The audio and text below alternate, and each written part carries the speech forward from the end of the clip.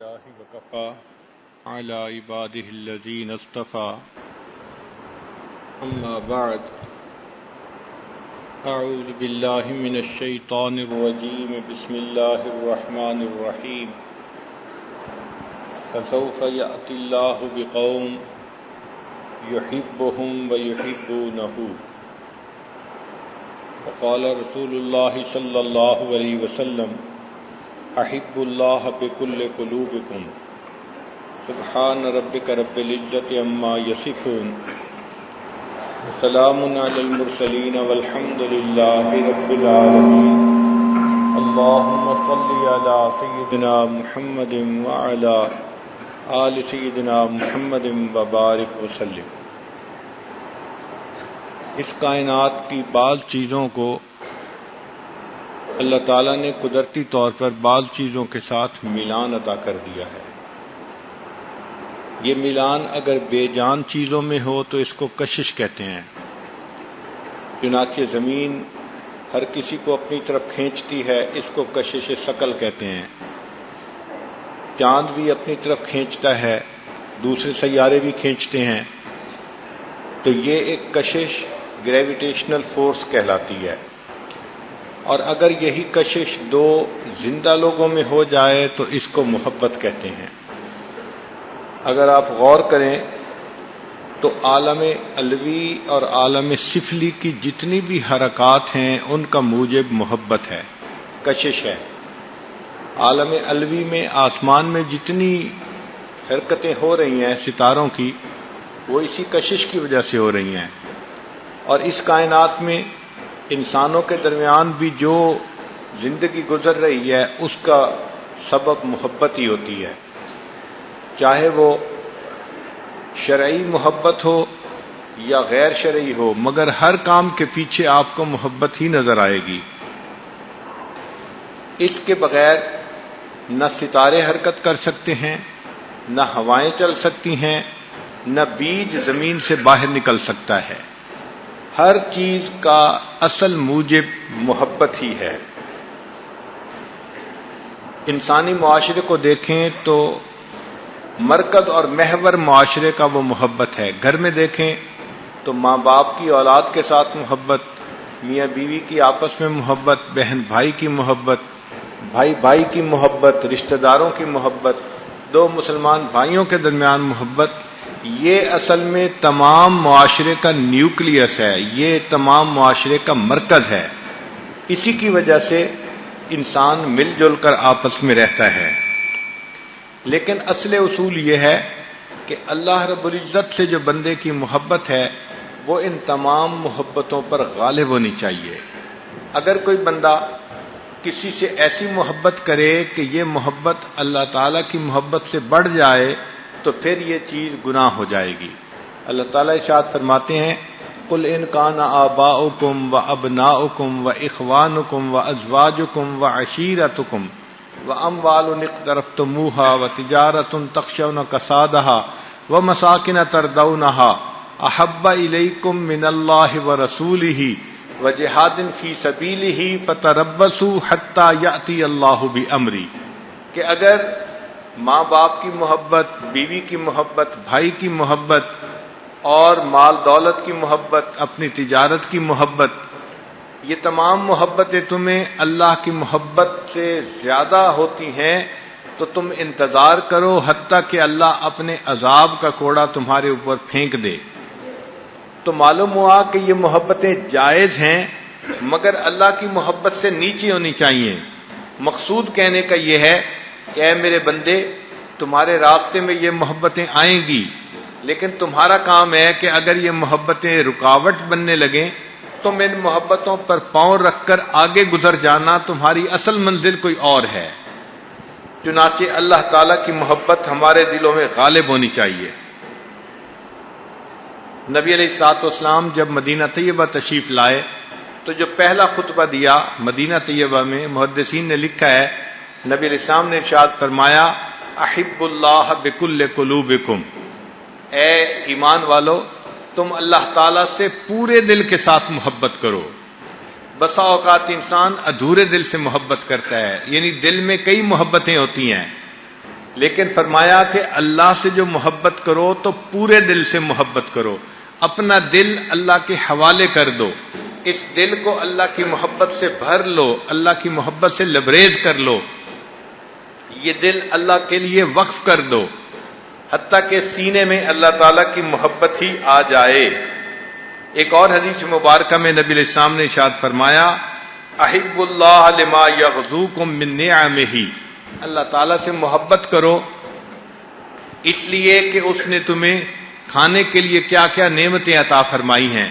تو اللہ تعالیٰ نے ہمیں چونکہ نعمتوں سے نوازا ہے، اور جانوروں کو بھی اپنے محسن سے محبت ہوتی ہے، ہم تو پھر انسان ہیں، ہمیں بھی چاہیے کہ ہم اپنے محسن حقیقی اللہ رب العزت سے ٹوٹ کے پیار کریں۔ یہ جو اللہ کا لفظ ہے یہ محبت کی دعوت دیتا ہے، یہ ولاہن سے بنا، اور عربی میں ولاہن اور ولیہا اس کا معنی محبت ہوتا ہے۔ اردو زبان میں بھی والا کا لفظ استعمال ہوتا ہے، والا کا مطلب ہوتا ہے شیدا، محبت کرنے والا۔ چنانچہ حضرت مولانا فضل الرحمان گنج مراد آبادی رحمۃ اللہ علیہ نے اللہ کے نام کا جو ترجمہ کیا ہے تو وہ من موہن کیا ہے، یعنی محبوب، دل کو پسند آنے والا۔ تو جب ہم اللہ کو پکارتے ہیں اللہ کے نام سے تو ہم دوسرے لفظوں میں کہہ رہے ہوتے ہیں کہ اے ہمارے دلوں کے محبوب۔ نام ہی اللہ تعالیٰ کا ایسا ہے کہ اس کا معنی دلوں کا محبوب بنتا ہے۔ تو محبوب حقیقی اللہ رب العزت کی ذات گرامی ہے۔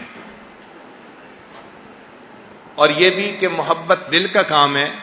جو حواس خمسہ کی لذتیں ہیں ان میں تو جانور بھی انسان کے ساتھ شریک ہیں، ہمیں بھی حواس خمسہ سے لذتیں ملتی ہیں اور حیوانوں کو بھی ملتی ہیں، لیکن دل کی محبت کا مزہ انسان کا خاصہ ہے، اس میں جانور شریک نہیں ہے، یہ چیز انسان کو جانوروں سے ممتاز کر دیتی ہے۔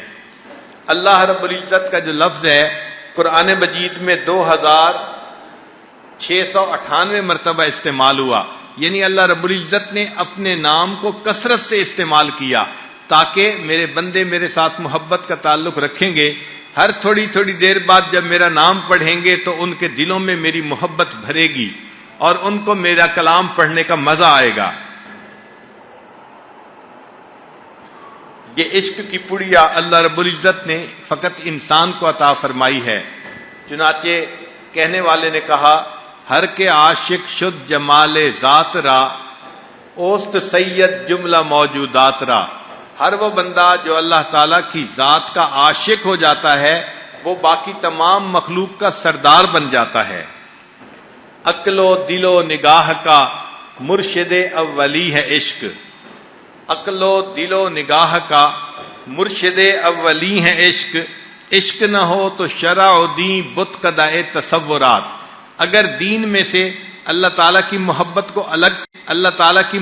کو الگ کر دیا جائے تو بقیہ چند تصورات کے سوا اور کوئی چیز نہیں بچتی۔ تو دین کی بنیاد اصل میں اللہ رب العزت کے ساتھ محبت ہی ہے۔ عاشق کی دو قسمیں ہوتی ہیں، ایک ہوتا ہے عاشق ذاتی، جیسے ماں کو بیٹے سے محبت ہوتی ہے، بیٹا خوبصورت ہو تو بھی ہوتی ہے، خوبصورت نہ ہو تو بھی محبت ہوتی ہے، اس لیے کہ ماں ہے، تو یہ ذاتی محبت کہلاتی ہے۔ کچھ بندوں کو اللہ تعالیٰ سے ذاتی محبت ہوتی ہے، وہ اللہ تعالیٰ سے عبادت کرتے ہیں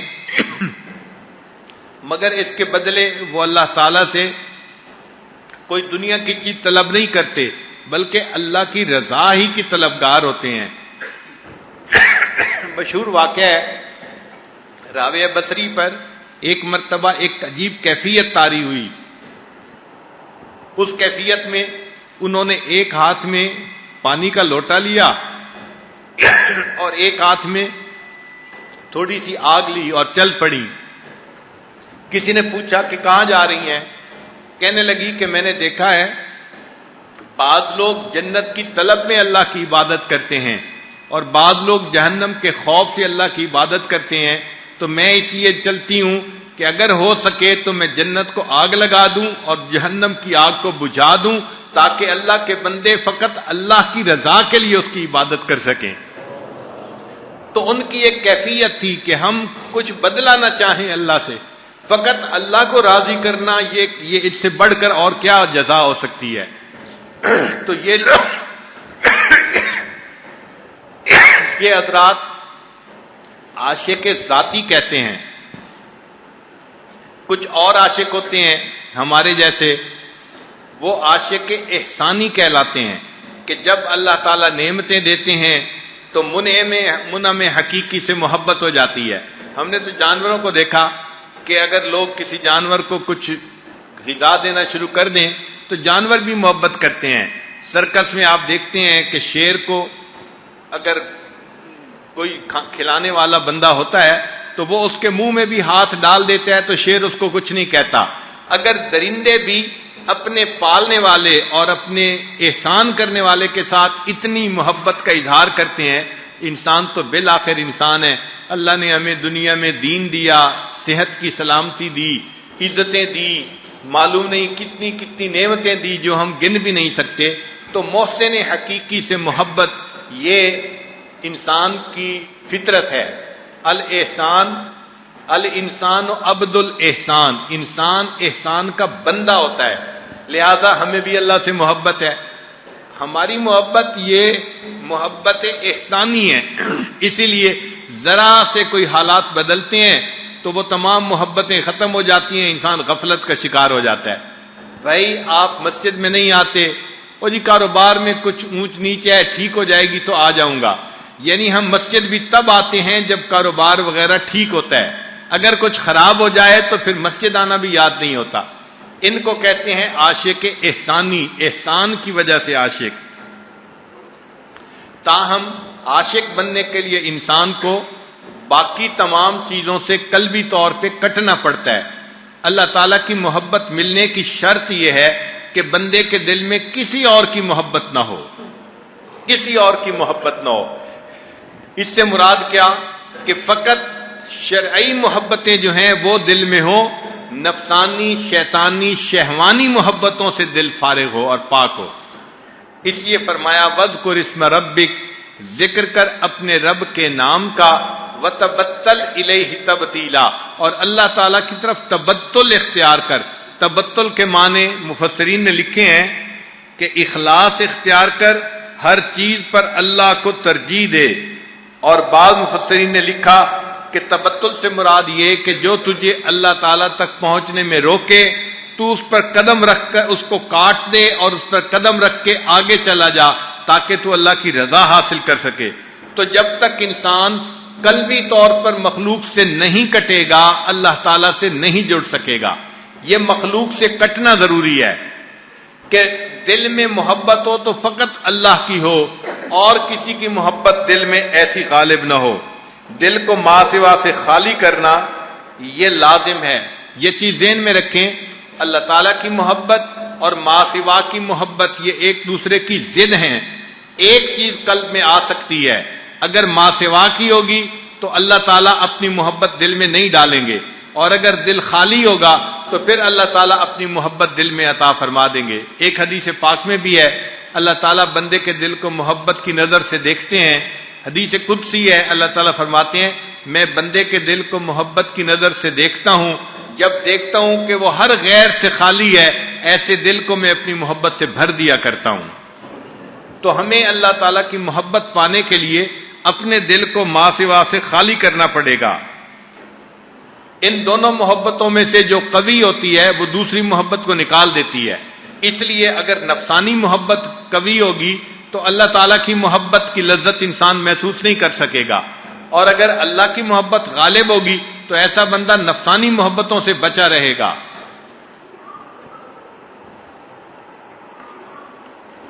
اور یہ بھی چیز ذہن میں رکھیں کہ جو شخص اللہ تعالیٰ کی جو ہے محبت سے اعراض کرتا ہے اللہ تعالیٰ اس بندے کو غیروں کی محبت میں گرفتار کر دیتے ہیں۔ یہ بھی ایک عذاب ہے، جیسے ہم اور چیزوں کو عذاب سمجھتے ہیں، مخلوق کی نفسانی شیطانی محبتیں بھی اللہ کا عذاب ہیں، اور یہ اس لیے اللہ دیتے ہیں کہ وہ بندہ اللہ کی محبت سے اعراض کر رہا ہوتا ہے۔ اس لیے آپ دیکھیں ایسے بندے بتوں سے محبت کرتے ہیں، عورتوں سے محبت کرتے ہیں، اب مرد چھوٹے بچوں سے محبت کرتے ہیں، کاروبار سے محبت کرتے ہیں، جاہ سے محبت کرتے ہیں، اللہ سے محبت کی لذت ان کو نصیب نہیں ہوتی۔ حقیقت میں اللہ تعالیٰ ان کو اس عذاب میں گرفتار کر دیتے ہیں کہ تم میری محبت کے لیے پریشان نہیں ہوتے، اس کے لیے کوشش نہیں کرتے، میں بھی تمہیں غیر کے حوالے کر دیتا ہوں، لہذا وہ بندہ غیر کی محبت میں گرفتار ہوتا ہے۔ اللہ تعالیٰ فرماتے ہیں آفرأیت من اتخذ الہہ ہوا، کیا دیکھا آپ نے اسے جس نے اپنی خواہشات کو اپنا معبود بنا لیا؟ تو جیسے اللہ کی عبادت ہوتی ہے ایسے ہی نفس کی بھی عبادت ہوتی ہے، اور یہ چیز ذہن میں رکھیں کہ پوری کائنات میں کسی بت کی اتنی عبادت نہیں کی گئی جتنی عبادت انسان نے اپنے نفس کی ہے۔ اس کائنات میں یا اللہ کی عبادت ہوئی ہے اور اللہ کے بعد انسان نے اپنے نفس کی پوجا کی ہے۔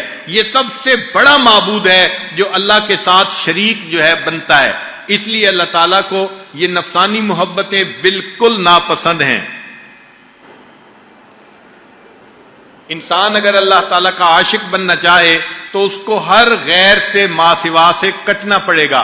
جیسے سیدنا ابراہیم علیہ السلام کی مثال دیکھ لیجئے کہ انہوں نے سورج کو دیکھا، چاند کو دیکھا تو فرمایا انی لا احب الآفلین، میں ڈھلنے والوں سے محبت نہیں کرتا۔ تو انسان مرنے والوں سے اور ڈھلنے والوں سے محبتیں چھوڑ دے اور اس ذات سے محبت کرے جو حی و قیوم ہے۔ مولانا روم رحمت اللہ علیہ نے فرمایا عشق با مردہ نہ باشد پائیدار، مرنے والوں سے اور ڈھلنے والوں سے محبت پائیدار نہیں ہوتی۔ عشق با مردہ نہ باشد پائیدار، عشق را با حی و با قیوم دار، محبت کرنی ہے تو اس ذات سے کرو جو ہمیشہ زندہ رہنے والی اور قیوم ذات ہے۔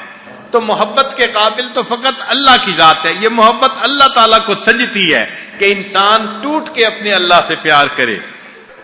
اس لیے ابراہیم علیہ السلام نے فرمایا تھا فَإِنَّهُمْ عَدُوٌّ لِّي إِلَّا رَبَّ الْعَالَمِينَ، یعنی اللہ کے سوا باقی ہر چیز انسان کو اپنی دشمن محسوس ہونے لگ جائے، غیر سے ایسا تعلق ہو جائے انسان کا، پھر اللہ تعالیٰ بندے کے دل میں اپنی محبت ڈالتے ہیں۔ اسی کو حضرت خواجہ مجذوب رحمت اللہ علیہ نے فرمایا ہر تمنا دل سے رخصت ہو گئی، ہر تمنا دل سے رخصت ہو گئی، اب تو آجا اب تو خلوت ہو گئی۔ جب تک انسان دل میں خلوت نہیں پیدا کرے گا اس وقت تک اللہ تعالیٰ اس کے دل کو اپنی تجلی گاہ نہیں بنائیں گے۔ ہر تمنا دل سے رخصت ہو گئی، اب تو آجا اب تو خلوت ہو گئی، ایک ان سے کیا محبت ہو گئی، ساری دنیا ہی سے وحشت ہو گئی۔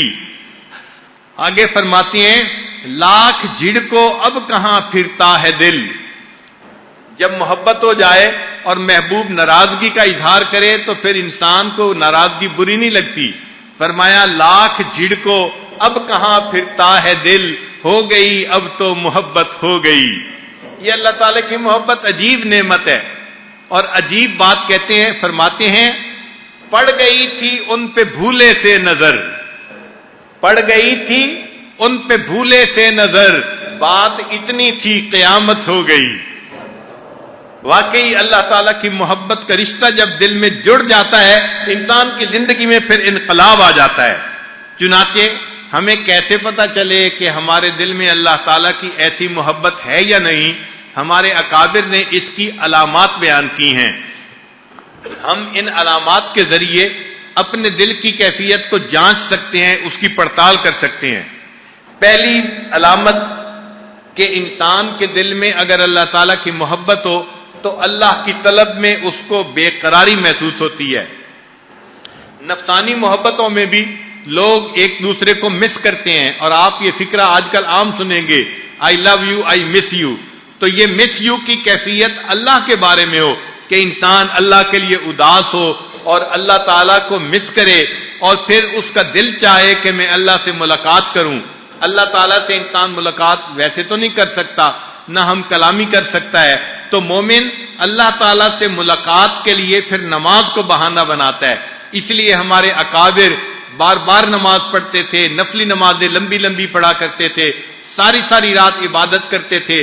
اصل میں وہ جو نماز تھی وہ محبوب سے ملاقات کا ذریعہ ہوتی تھی، وہ کوئی حاکم کی بیگار نہیں ہوتی تھی بلکہ لقائے یار کا سبب بنا کرتی تھی، اس لیے وہ پوری پوری رات نماز میں گزار دیتے تھے۔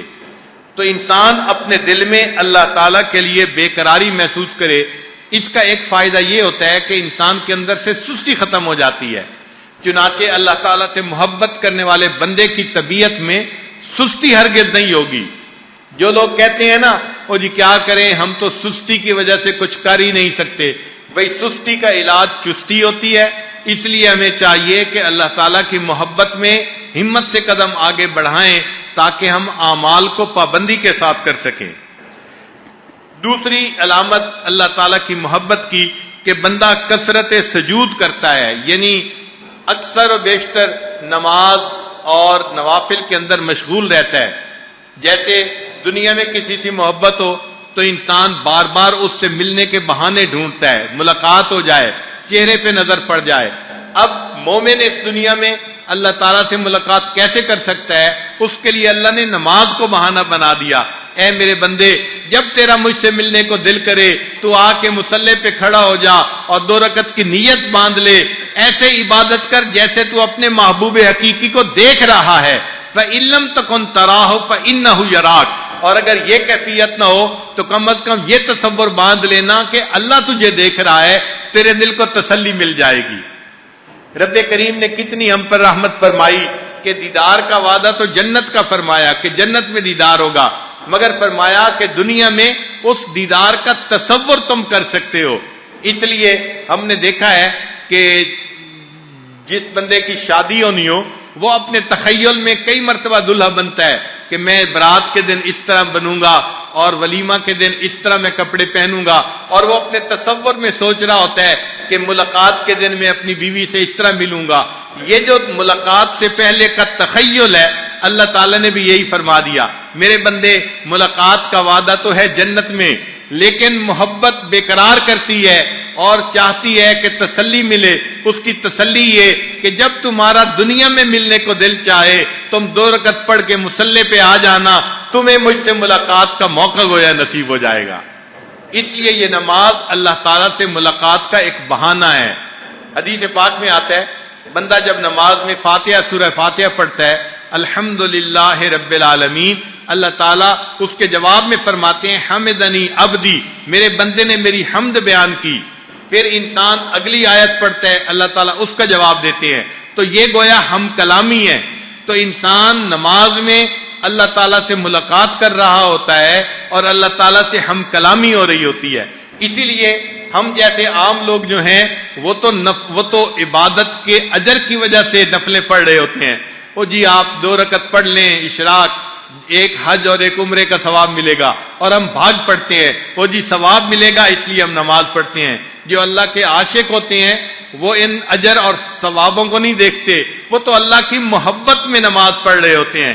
اس لیے کسی نے کیا عجیب بات کہی کہ بندگی سے ہمیں تو مطلب ہے، بندگی سے ہمیں تو مطلب ہے، ہم ثواب و عذاب کیا جانے، کس میں کتنا ثواب ملتا ہے، عشق والے حساب کیا جانے۔ عشق والوں کو حساب کتاب سے کیا واسطہ، وہ تو اللہ کی محبت میں نماز پڑھ رہے ہوتے ہیں۔ چنانچہ امام اعظم ابو حنیفہ رحمۃ اللہ علیہ نے 40 سال ایسے گزارے کہ ان کو عشاء کے وضو سے گویا فجر کی نماز پڑھا کرتے تھے، یہ معمول تھا ان کا۔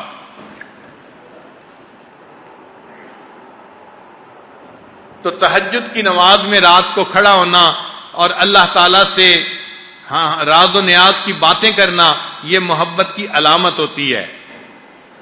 مجھ کو نہ اپنا ہوش نہ دنیا کا ہوش ہے، بیٹھا ہوں مست ہو کے تمہارے جمال میں۔ مجھ کو نہ اپنا ہوش نہ دنیا کا ہوش ہے، بیٹھا ہوں مست ہو کے تمہارے جمال میں۔ تاروں سے پوچھ لو میری روداد زندگی، راتوں کو جاگتا ہوں تمہارے خیال میں۔ تو محبت انسان کو راتوں کو جگاتی ہے۔ ہم دنیا میں دیکھتے ہیں جن کے آپس میں کوئی تعلقات بن جاتے ہیں، رات کو 2 بجے ٹیلی فون ہو رہا ہے، 3 بجے ٹیلی فون ہو رہا ہے، رات کو میسیجز ہو رہے ہیں، ساری رات جاگتے رہتے ہیں۔ محبت ان کو سونے نہیں دیتی، سوتے وہی ہیں جو غفلت میں گرفتار ہوتے ہیں۔ لہذا محبت کی یہ نشانی کہ انسان رات کو اللہ تعالیٰ کی عبادت کرے. سیدہ عائشہ صدیقہ رضی اللہ تعالیٰ عنہ فرماتی ہیں کہ اللہ کے محبوب صلی اللہ علیہ وسلم رات کو عبادت کرتے تھے. اتنا لمبا سجدہ نبی علیہ السلام نے فرمایا کہ وہ فرماتی ہیں کہ مجھے ڈر لگنے لگا کہ کہیں نبی علیہ السلام کو کوئی بات تو نہیں پیش آ گئی. میں اپنے بستر سے اٹھی اور میں نے نبی علیہ الصلوۃ والسلام کے انگوٹھے کو پکڑ کے پاؤں کی انگلی کو پکڑ کے ہلایا یہ دیکھنے کے لیے کہ ابھی زندگی تو ہے نا. یعنی اتنا لمبا سجدہ کیا کہ دیکھنے والے کو یہ ڈر لگنے لگ گیا کہ کہیں روح تو پرواز نہیں کر گئی. کتنا لمبا سجدہ کیا ہوگا, گھنٹوں کا سجدہ ہوگا. اللہ کے حبیب صلی اللہ علیہ وسلم اللہ کی بارگاہ میں ایسا سجدہ کیا کرتے تھے. کہہ لیں کہ مولانا یحییٰ رحمۃ اللہ علیہ لمبا سجدہ کرتے تھے. کسی نے کہا کہ حضرت اتنا لمبا سجدہ کیوں کرتے ہیں؟ تو فرمانے لگے جب میں سجدہ کرتا ہوں مجھے یوں محسوس ہوتا ہے میں نے اپنے پروردگار کے قدموں پہ سر رکھ دیا, اب میرا سر اٹھانے کو دل ہی نہیں کرتا. یہ محبت کی کیفیت ہوتی ہے کہ سر رکھ دیا ہے, میں قدموں سے سر نہیں اٹھاؤں گا. اللہ کے حبیب صلی اللہ علیہ وسلم کو بھی ایسی ہی لذت ملتی تھی کہ محبوب سجدے میں سر ڈالتے تھے پھر سر اٹھانے کو جی نہیں چاہتا تھا. رابعہ بصریہ اللہ کی نیک بندی ساری ساری رات اللہ کی عبادت کرتی تھیں. ایک دن اشراق کے بعد تھوڑی دیر کے لیے بیٹھے بیٹھے نیند آ گئی تو اسی وقت آنکھ کھلی اور کہنے لگی اللہم انی اعوذ بک من عین لا تشبع من النوم. اے اللہ میں ایسی آنکھ سے آپ کی پناہ چاہتی ہوں جو نیند سے بھرتی نہیں ہے. حالانکہ ساری رات جاگتی رہی تھی مگر اس کے بعد بھی تھوڑی دیر کا سونا ان کو پسند نہیں تھا. تو اللہ سے جن کو محبت ہوتی ہے ان کی راتیں اسی طرح جاگتے گزرتی ہیں. ایک شخص کہتے ہیں کہ میں ایک باندھی کو لایا گھر کے کام کرنے کے لیے. وہ کمزور سی تھی اور کھاتی پیتی بھی نہیں تھی مگر گھر کے کام وہ بڑے تسلی سے کرتی تھی. مجھے اس نے بہت خوش رکھا ہوا تھا. رات کا جب وقت آتا تو وہ پوچھتی آپ کو میری ضرورت ہے؟ میں کہتا نہیں تو وہ مصلی پہ کھڑی ہو جاتی اور ساری رات اللہ کی عبادت کرتی تھی. ایک دن میری آنکھ کھلی تو وہ تہجد میں دعا مانگ رہی تھی اے اللہ آپ کو مجھ سے محبت رکھنے کی قسم. جب اس نے یہ بات کی تو میں نے اس کو آواز دی اے لڑکی کیا بات کر رہی ہو؟ اللہ آپ کو مجھ سے محبت رکھنے کی قسم. یوں کہو اللہ مجھے آپ سے محبت رکھنے کی قسم. اگر واسطہ بھی دینا ہے تو اپنی محبت کا دو. کہنے لگے جب میں نے یہ کہا تو وہ ناراض ہونے لگی اور کہنے لگی کیوں؟ میں تو یہی کہوں گی اللہ آپ کو مجھ سے محبت رکھنے کی قسم. اور پھر کہنے لگی اگر اللہ کو مجھ سے محبت نہ ہوتی وہ مجھے ساری رات نہ جگاتا اور تجھے ساری رات بستر پہ نہ لٹاتا. مجھے جو مصلی پہ بٹھایا ہوا ہے تو محبت ہے تو بٹھایا ہوا ہے نا. تو یہ حضرات ساری رات اللہ کی رات میں اللہ کی محبت میں جاگتے ہیں اور عبادت میں رہتے ہیں. مصلی پہ کچھ دیر گزارنا کوئی آسان کام نہیں ہوتا. کوئی 2 گھنٹے گزار کے دکھائے نا 15 منٹ کے بعد جسم میں تکلیف شروع ہو جاتی ہے. کبھی رانوں میں تکلیف, کبھی ٹخنوں میں تکلیف, کبھی پاؤں میں تکلیف. مصلی اچھال کے پھینک دیتا ہے بندے کو. وہی مصلی پہ بیٹھ سکتا ہے جس کے دل میں اللہ کی محبت جمی ہوئی ہوتی ہے. اور ایسے لوگ گھنٹوں بیٹھتے ہیں. ساری ساری رات ہمارے اکابر مراقبے میں گزار دیتے تھے. اللہ کی مصلی پہ آتے تھے اس طرح پرسکون ہو جاتے تھے جیسے بچہ ماں کی گود میں آ کے پرسکون ہو جایا کرتا ہے. تو یہ اللہ تعالیٰ کی محبت کی علامت ہے. امام راضی رحمت اللہ علیہ فرماتے ہیں اے اللہ دن اچھا نہیں لگتا مگر تیری یاد کے ساتھ. اے اللہ دن اچھا نہیں لگتا مگر تیری یاد کے ساتھ اور رات اچھی نہیں لگتی مگر تجھ سے راز و نیاز کے ساتھ. اب آج راز و نیاز کرنے کی تڑپ دل میں نہیں ہے نوجوان کے. علامہ اقبال نے سچ کہا کہ کس قدر تجھ پہ گراں صبح کی بیداری ہے, کس قدر تجھ پہ گراں صبح کی بیداری ہے, ہم سے کب پیار ہے ہاں نیند تمہیں پیاری ہے. تو آج تو نیند پیاری ہے کہ انسان ساری رات جم کے سوتا ہے, ڈٹ کے کھاتے ہیں اور جم کے سوتے ہیں. یہ گدھوں والی نشانی ہماری زندگی میں نظر آتی ہے. ہم اللہ کی عبادت کے لیے رات کو جاگنے کے لیے تڑپ رہے ہوں, ترس رہے ہوں, یہ نشانی نظر نہیں آتی. حضرت علامہ عبد الوہاب شیرانی رحمۃ اللہ علیہ اپنی کتاب میں لکھتے ہیں کہ ہمارے اکابر رات کے اندھیرے کا اس طرح انتظار کرتے تھے جیسے دلہا اپنی دلہن سے ملاقات کے لیے رات کا منتظر ہوا کرتا ہے. ان کو رات کا انتظار رہا کرتا تھا. چنانچہ جن کے دل میں محبت ہوتی ہے وہ رات کو اپنے رب سے مناجات میں مشغول ہوتے ہیں.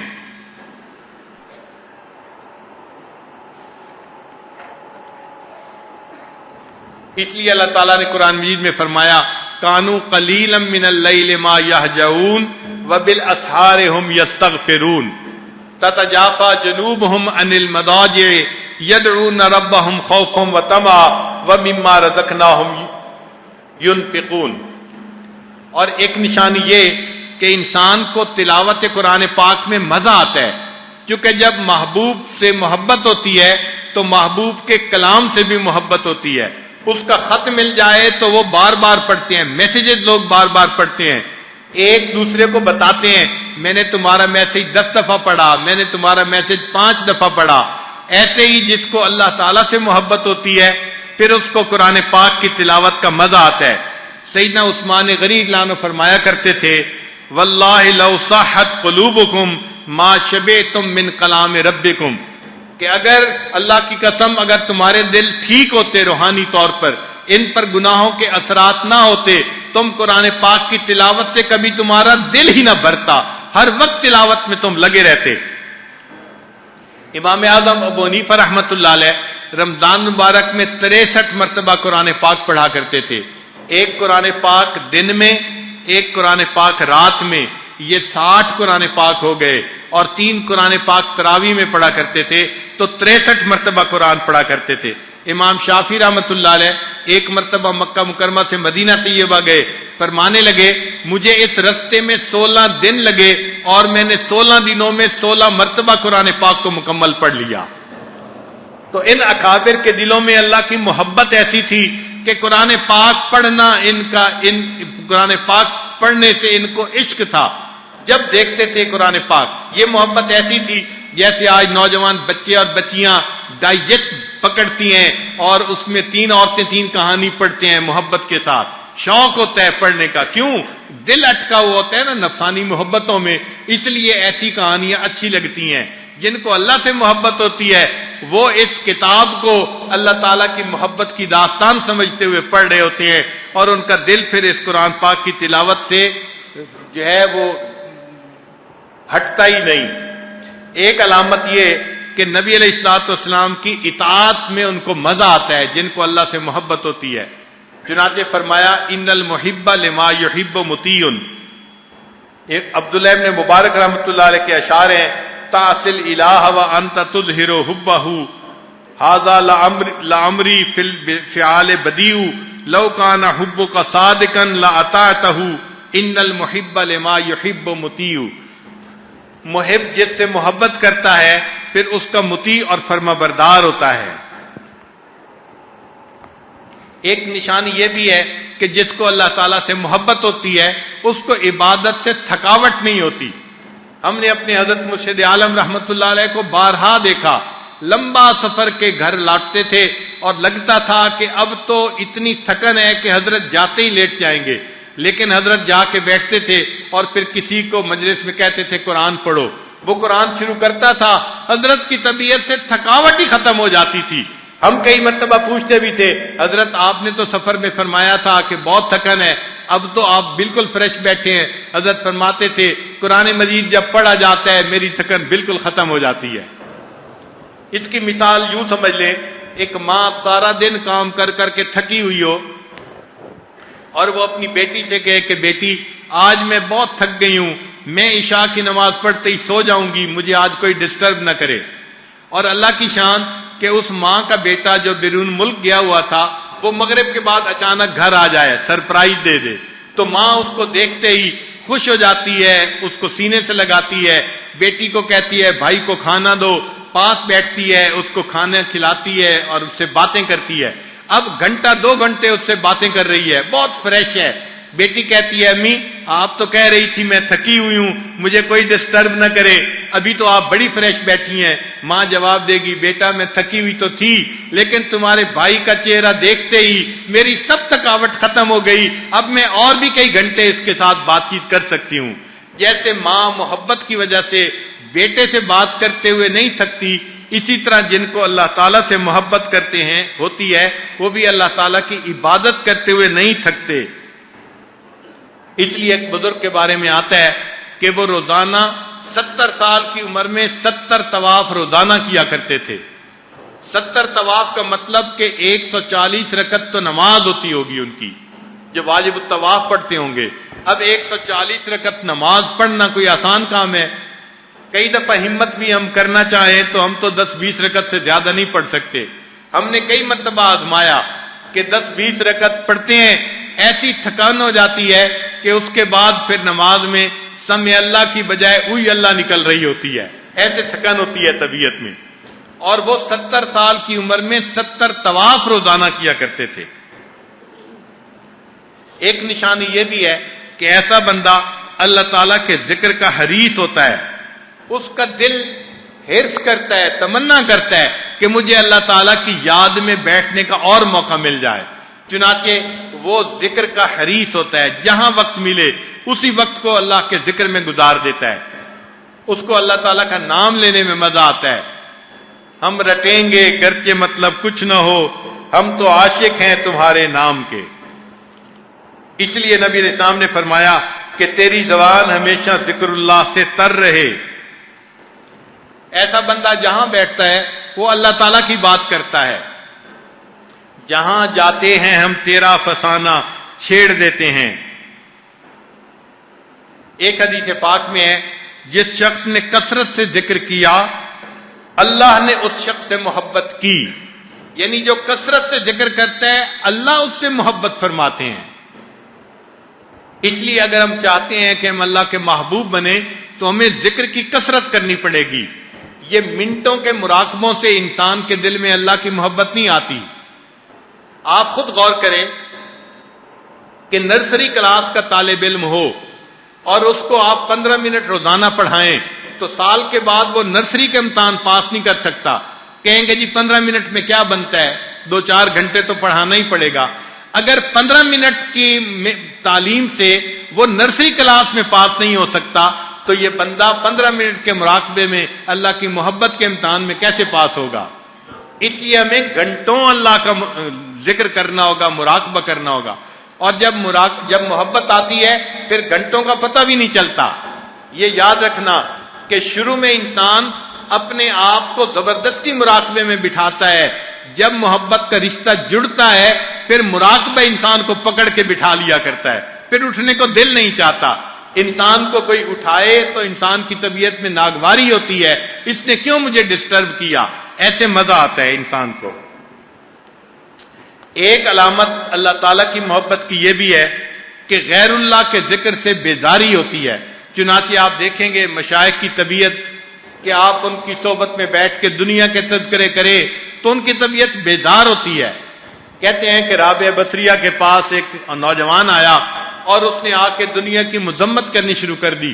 جب اس نے کچھ دیر دنیا کی مذمت کی تو فرمانے لگی کہ اٹھ کے میرے ذات سے دور چلا جا، مجھے لگتا ہے تیرے دل میں دنیا کی بہت محبت ہے، تو تذکرہ ہی کیوں کر رہا ہے میرے سامنے؟ دنیا کا تذکرہ ہی ان کو اچھا نہیں لگتا۔ پھر دنیا کی جو مرغوب چیزیں ہوتی ہیں ان سے ان کے دل میں کنارہ کشی آ جاتی ہے۔ جو اللہ سے محبت کرتے ہیں ان کو سیر سپاٹے کی فکر نہیں ہوتی، نہ ان کو ان چیزوں میں لطف آتا ہے، ان کو تو اللہ کی یاد میں محبت آتا ہے۔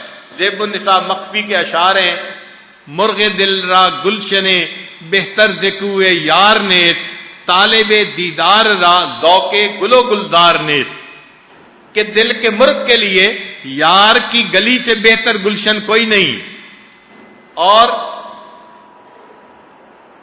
جو طالب دیدار ہوتا ہے اس کو گل و گلزار کے دیدار کا شوق نہیں ہوتا، اس کو تو محبوب کے دیدار کا شوق ہوتا ہے۔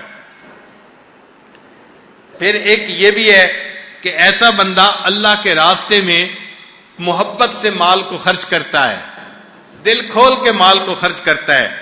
انفاق فی سبیل اللہ سے اس کو سکون نصیب ہوتا ہے۔ سیدہ عائشہ صدیقہ رضی اللہ تعالی عنہا کو ایک مرتبہ سیدنا امیر معاویہ رضی اللہ عنہ نے 40,000 درہم بھیجے۔ اب یہ کافی بڑی رقم تھی۔ انہوں نے اپنی باندی سے کہا مدینہ طیبہ کی بیواؤں کو بلاؤ تاکہ میں یتیموں اور بیواؤں میں اس مال کو تقسیم کر دوں۔ چنانچہ عورتیں آ گئیں، بچے آ گئے، وہ تقسیم کرنے لگیں، سارے کے سارے پیسے تقسیم کر دیے۔ باندی نے کہا کہ جی آج آپ کا روزہ ہے اور افطاری کے لیے گھر میں کوئی چیز نہیں، کچھ پیسے مجھے بھی دے دیں۔ فرمانے لگی مجھے پہلے بتاتی، مجھے تو نہیں پتا تھا، میں نے تو سارے پیسے اللہ کے راستے میں خرچ کر دیے۔ تو اس طرح اللہ کے راستے میں خرچ کرنے کا ان کو مزہ آتا ہے۔ جیسے سیدنا صدیق اکبر رضی اللہ تعالیٰ عنہ نے اپنا سارا مال اللہ کے راستے میں خرچ کر دیا تھا۔ ایک مرتبہ نبی علیہ السلام نے اعلان فرمایا کہ اللہ کے راستے میں نکلنا ہے، اس کی تیاری کے لیے سب لوگ اپنا مال لے کے آئیں۔ حضرت عمر رضی اللہ تعالیٰ نے بڑے خوش ہوئے، اس لیے کہ ان کے پاس ان دنوں کافی اچھا مال تھا۔ وہ کہنے لگے کہ ہر مرتبہ ابو بکر مجھ سے آگے نکل جاتے ہیں، آج میں ابو بکر صدیق لانوں سے آگے نکل کے دکھاؤں گا۔ وہ گھر گئے اور اپنے گھر کا آدھا مال لے کے آئے اور نبی علیہ السلام کے قدموں میں ڈال دیا۔ لیکن جب صدیق اکبر لانو آئے تو وہاں تو معاملہ ہی الگ تھا۔ اس کو علامہ اقبال نے بڑے پیارے انداز میں لکھا ہے، فرماتے ہیں ایک دن رسول پاک نے اصحاب سے کہا دے مال راہ حق میں جو ہوں تم میں مالدار، ارشاد سن کے فرتے طرب سے عمر اٹھے، اس روز ان کے پاس تھے درہم کئی ہزار، دل میں یہ کہہ رہے تھے کہ صدیق سے ضرور بڑھ کر رکھے گا آج قدم میرا راہوار، یعنی آج میں بڑھ کے دکھاؤں گا۔ لائے غرض کے مال رسول امی کے پاس، ایثار کی ہے دست نگر ابتدائے کار، پوچھا حضور سرور عالم نے اے عمر، اے وہ کہ جوش حق سے تیرے دل کو ہے قرار، رکھا ہے کچھ عیال کی خاطر بھی تو نے کیا، مسلم ہے اپنے خیش و اقارب کا حق گزار، کی عرض نصف مال سے ہے فرزند و زن کا حق، باقی جو ہے وہ ملت بیضا پہ ہے نثار۔ یہ عمر لانوں کی بات تھی کہ آدھا گھر والوں کے لیے چھوڑ کے آیا اور آدھا ملت بیضا پہ نثار کر دیا۔ آگے فرماتے ہیں اتنے میں وہ رفیق نبوت بھی آ گیا،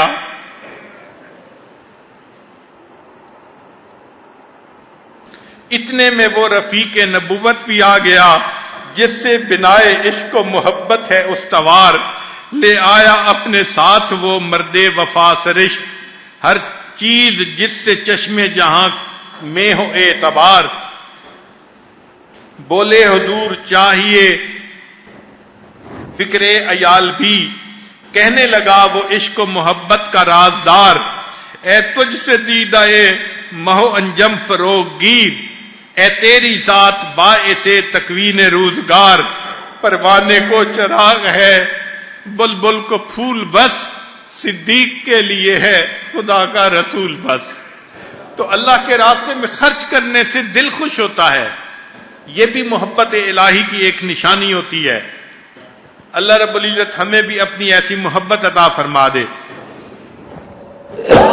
ایک نشانی یہ بھی کہ ایسا بندہ سلطان محبت کے سامنے سرنگوں ہوتا ہے، وہ اپنے محبوب کو بھلانے کی کوشش بھی کرے تو محبوب کو بھلا نہیں پاتا، محبت دل میں ایسی رچ بس جاتی ہے کہ بھلانا بھی چاہو بھلا نہیں سکو گے۔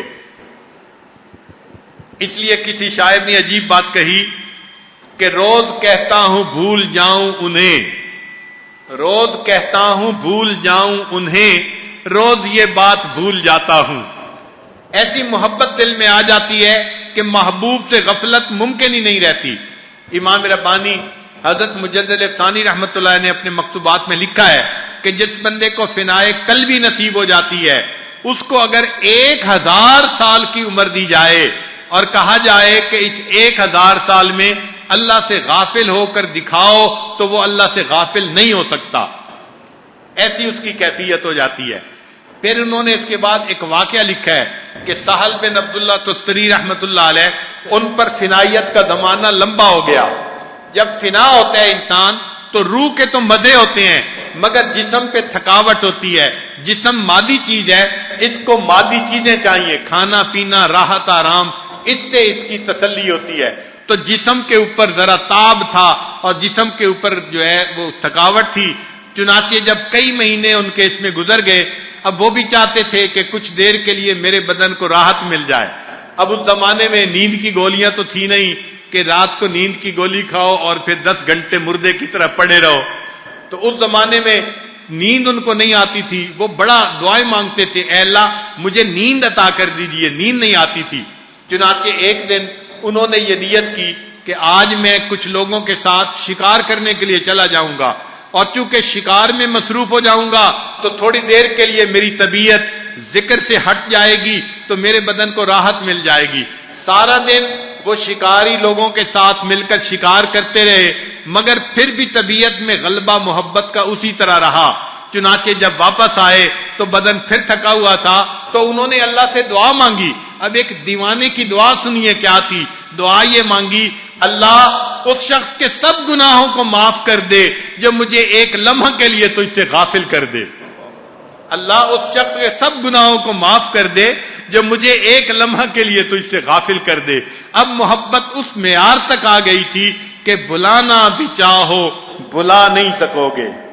ایک نشانی یہ بھی ہوتی ہے کہ پھر جس کو اللہ سے محبت ہوتی ہے اللہ تعالیٰ ہی اس کا رفیق اعلیٰ بن جاتا ہے. چنانچہ نبی علیہ السلام نے اپنے پردہ فرمانے سے تھوڑی دیر پہلے یہی فرمایا تھا، اللہم رفیق الاعلیٰ. تو اللہ تعالیٰ ہی بندے کے رفیق بن جاتے ہیں، اور انسان کو اپنے محبوب سے ہی سکون ملتا ہے. چنانچہ مجنو ابن عامر، وہ اس کو لیلا سے محبت تھی، اور وہ محبت میں اتنا پاگل تھا کہ اس کو کوئی اور چیز سجھائی نہیں دیتی تھی. کتابوں میں لکھا ہے ایک دفعہ مجنو کے باپ نے کہا کہ تمہاری وجہ سے میری بڑی بدنامی ہوئی، چل بیت اللہ میں اور وہاں جا کر توبہ کر اس نفسانی محبت سے. اپنے باپ کے کہنے پہ وہ چلا تو گیا، اور وہاں جا کے اس نے بیت اللہ کا غلاف بھی پکڑ لیا، اور غلاف پکڑ کے یہ دعا مانگی، الہی تبت من کل المعاصی، الہی تبت من کل المعاصی ولکن حب لیلا لا اتوب. اے اللہ میں ہر گناہ سے توبہ کرتا ہوں مگر لیلا کی محبت سے توبہ نہیں کرتا. جب باپ نے یہ سنا تو اس نے غصے میں دیکھا کہ یہ کیا بات کر رہا ہے. اس پر مجنو نے دوسرا شعر پڑھا، الہی الہی لا تسلبنی حبہا ابدا. اے اللہ کبھی بھی لیلا کی محبت کو میرے دل سے نہ نکالنا. وَيَرْحَمَ اللَّهُ عَبْدًا قَالَ آمِينَ، اور جو میری اس دعا پر آمین کہے اللہ اس کے گناہوں کو معاف کر دینا. تو یہ محبت ایسی دل میں ہوتی ہے کہ دل سے نکلتی ہی نہیں ہے. عربی کتاب میں لکھا ہے کہ کسی نے مجنو کو خواب میں دیکھا اس کی وفات کے بعد. اس نے کہا کہ مجنو تمہارے ساتھ اللہ نے کیا معاملہ کیا؟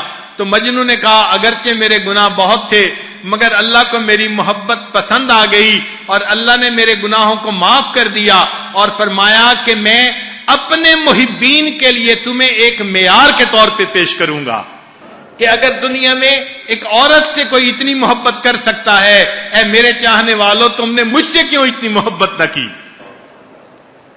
اب ذرا غور کیجئے ایک نقطہ، علمی نقطہ طلباء کے لیے، کہ انسان کی محبت کے لیے پیدا نہیں کیا گیا، مگر اس کے باوجود انسان سے محبت کرتے ہوئے وہ کئی مرتبہ جو ہے وہ ہمت بن جاتا ہے اور سمجھتا ہے کہ جی میں اب کیا کروں، میرا تو کوئی بے بس ہو گیا ہوں، کوئی بس نہیں چلتا. تو جس محبت کے لیے ہم پیدا نہیں کیے گئے، اگر وہ محبت انسان کو بے بس کر سکتی ہے تو جس محبت کے لیے اللہ نے انسان کو پیدا کیا وہ اللہ کی محبت کتنا بے بس کرتی ہوگی، اس کی کیا کیفیت دل کے اندر ہوتی ہوگی. کاش کہ اللہ تعالیٰ ہمیں اس محبت کی لذت عطا فرما دے، پھر ہمیں پتہ چل جائے کہ اللہ والوں کی زندگی کیوں اللہ کی محبت میں تڑپ کے یوں گزر رہی ہوتی ہے.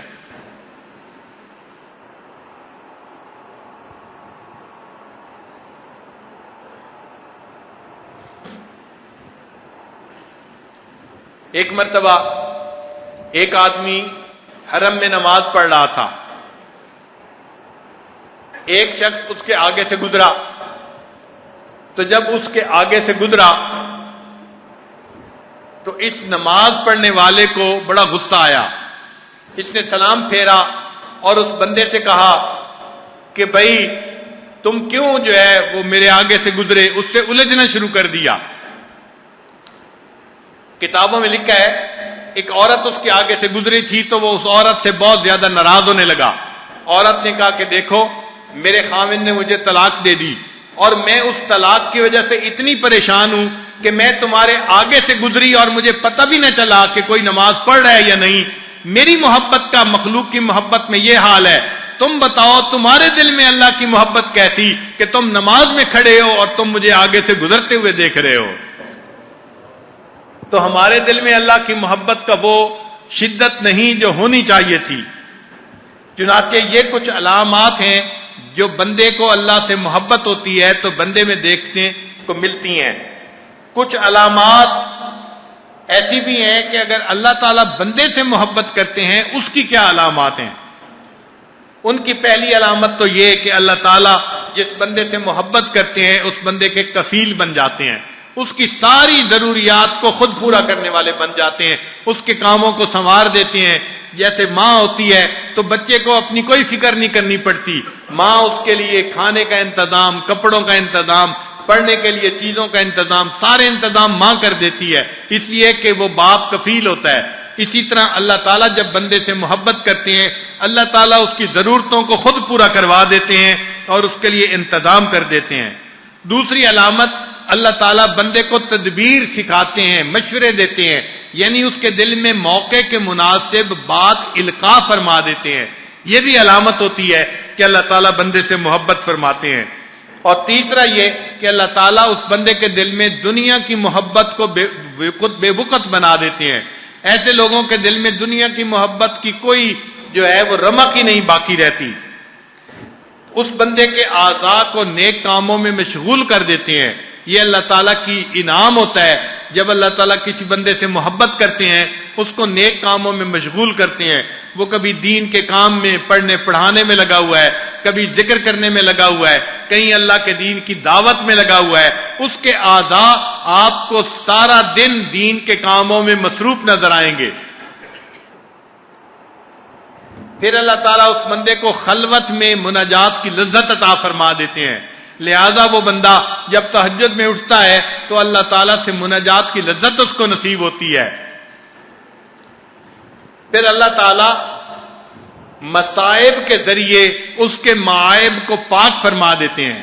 ذرا غور کیجئے، ماں اپنے بچے کو دیکھے کہ اس نے پوٹی کر دی، بدبو آ رہی ہے، تو ماں اس بچے کو دیکھ نہیں سکتی سال میں، فوراً اس کو پانی کے ساتھ نہلائے گی، صاف ستھرا کرے گی، پھر اچھے کپڑے پہنا کر خوشبو لگائے گی اور اس کے بعد اس کو سینے سے لگا کے پیار کرے گی.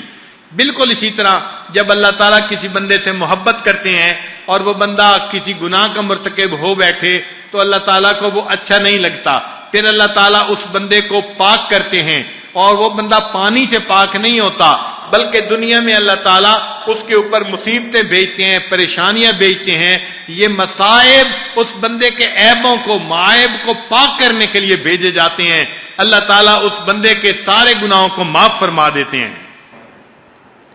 اسی حدیث پاک میں فرمایا اذا احب اللہ عبدا ابتلاہ. اللہ تعالیٰ جب بندے سے محبت کرتے ہیں تو اس کو امتحان میں ڈال دیتے ہیں. یہ امتحان اس کے لیے بلندی درجات کا ذریعہ بنتا ہے. ہماری زبان میں کسی نے کہا دکھ سکھاں تو دیواں وار، دکھ سکھاں تو دیواں وار، دکھاں آن ملائم یار. میں دکھوں کو سکھوں پہ قربان کر دوں، ان دکھوں نے مجھے میرے یار سے ملا دیا.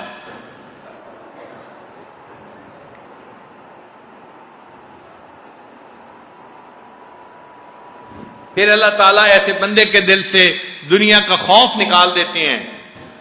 وَلَيُبَدِّلَنَّهُم مِّن بَعْدِ خَوْفِهِمْ أَمْنًا. اللہ اس کے خوف کو امن میں تبدیل فرما دیتے ہیں. چنانچہ دنیا کے حالات جیسے بھی ہوں ایسے بندے کا دل ہمیشہ پرسکون ہوتا ہے، مطمئن ہوتا ہے. اللہ تعالیٰ مخلوق کا خوف اس کے دل سے نکال دیا کرتے ہیں. بخاری شریف کی ایک روایت ہے، سالکین بہت دل کی توجہ سے اس کو سنیں. یہ حدیث قدسی ہے، یعنی اللہ تعالیٰ ارشاد فرما رہے ہیں، فرماتے ہیں یتقرب الی عبدی بالنوافل حتی احبہ، میرا بندہ نفلی عبادت کے ذریعے اتنا میرا قرب پا لیتا ہے کہ حتیٰ کہ میں اس سے محبت کرنے لگ جاتا ہوں۔ اللہ تعالیٰ بندے سے محبت کرتے ہیں، فَإِذَا أَحْبَبْتُهُ، جب میں اس بندے سے محبت کرتا ہوں، كُنْتُ سَمْعَهُ الَّذِي يَسْمَعُ بِهِ، میں اس کے کان بن جاتا ہوں جس سے وہ بندہ سنتا ہے، وَيَدَهُ الَّتِي يَبْطِشُ بِهَا، ہاتھ بن جاتا ہوں جس سے وہ پکڑتا ہے، وَرِجْلَهُ الَّتِي يَمْشِي بِهَا، پاؤں بن جاتا ہوں جن سے وہ چلتا ہے، فَبِي يَسْمَعُ، وہ میرے ساتھ سنتا ہے، وَبِي يَبْصُرُ، اور میرے ساتھ دیکھتا ہے، وَبِي يَبْطِشُ وَبِي يَمْشِي، میرے ساتھ ہی وہ چلتا ہے اور میرے ساتھ ہی وہ پکڑتا ہے، وَلَئِن سَأَلَنِي لَأُعْطِيَنَّهُ، اگر وہ میرا بندہ مجھ سے مانگتا ہے میں اس کو ضرور عطا کر دیتا ہوں، وَلَئِن اسْتَعَاذَنِي لَأُعِيذَنَّهُ، اور اگر وہ مجھ سے پناہ مانگتا ہے میں اس کو پناہ عطا فرما دیتا ہوں۔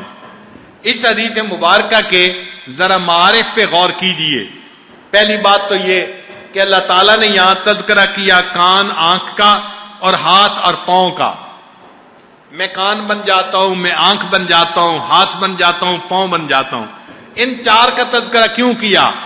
تو نکتہ یہ ہے کہ آنکھ اور کان انسان کے دل میں محبت لاتے ہیں اور ہاتھ اور پاؤں اس محبت پر جم جایا کرتے ہیں، اس لیے جو محبت بھی پیدا ہوتی ہے وہ کان اور آنکھ کی وجہ سے ہوتی ہے، یا بندہ کسی کو دیکھتا ہے یا کسی کے حسن و جمال کے تذکرے سنتا ہے، اس سے اس کے دل میں محبت آتی ہے۔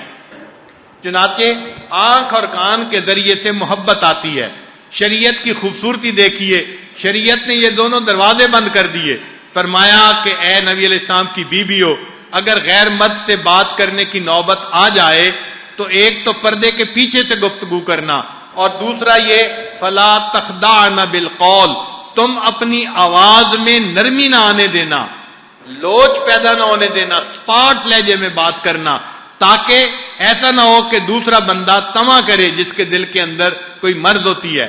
تو شریعت نے کہا کہ جب عورت بات کرے تو صاف سیدھے لفظوں میں بات کرے، تاکہ اگلا بات کرنے والا بندہ دو باتوں کی بجائے ایک بات سے ہی بات ختم کر دے، ایسے بات کرے، اس لیے کہ اگر نرم لہجے میں بات کریں گے تو بات سے بات بڑھتی ہے۔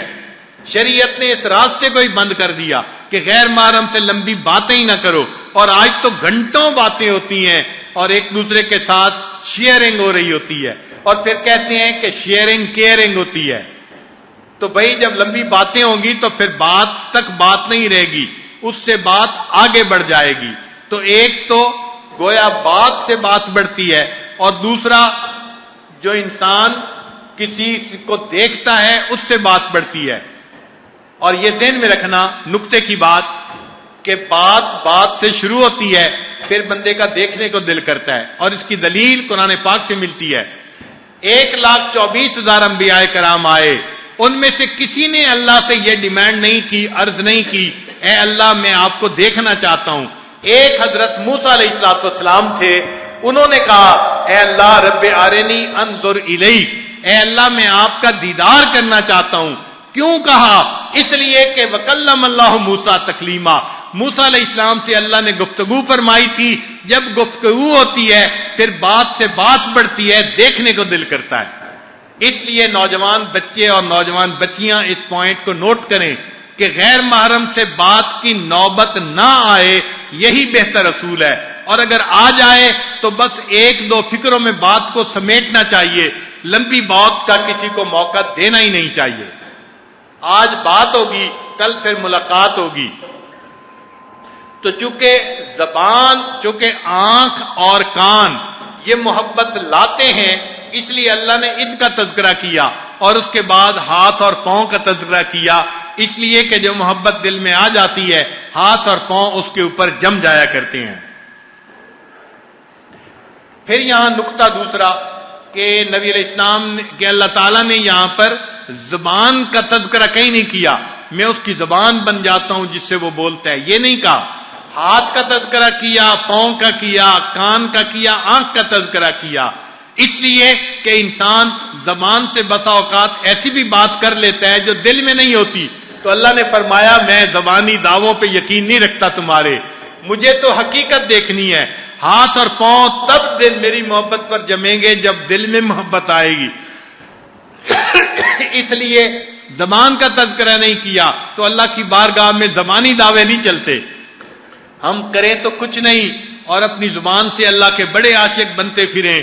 نماز میں سستی، تکبیر اللہ میں سستی، تہجد کی توفیق نہیں، اور بات کریں تو جی ہم تو اللہ کے بڑے عاشق ہیں، ہم تو بڑا ذکر کر رہے ہیں. فرمایا میں تمہارے زبانی دعووں سے جو ہے وہ مطمئن نہیں ہوں گا. اس لیے اللہ نے یہاں زبان کا تذکرہ ہی نہیں فرمایا.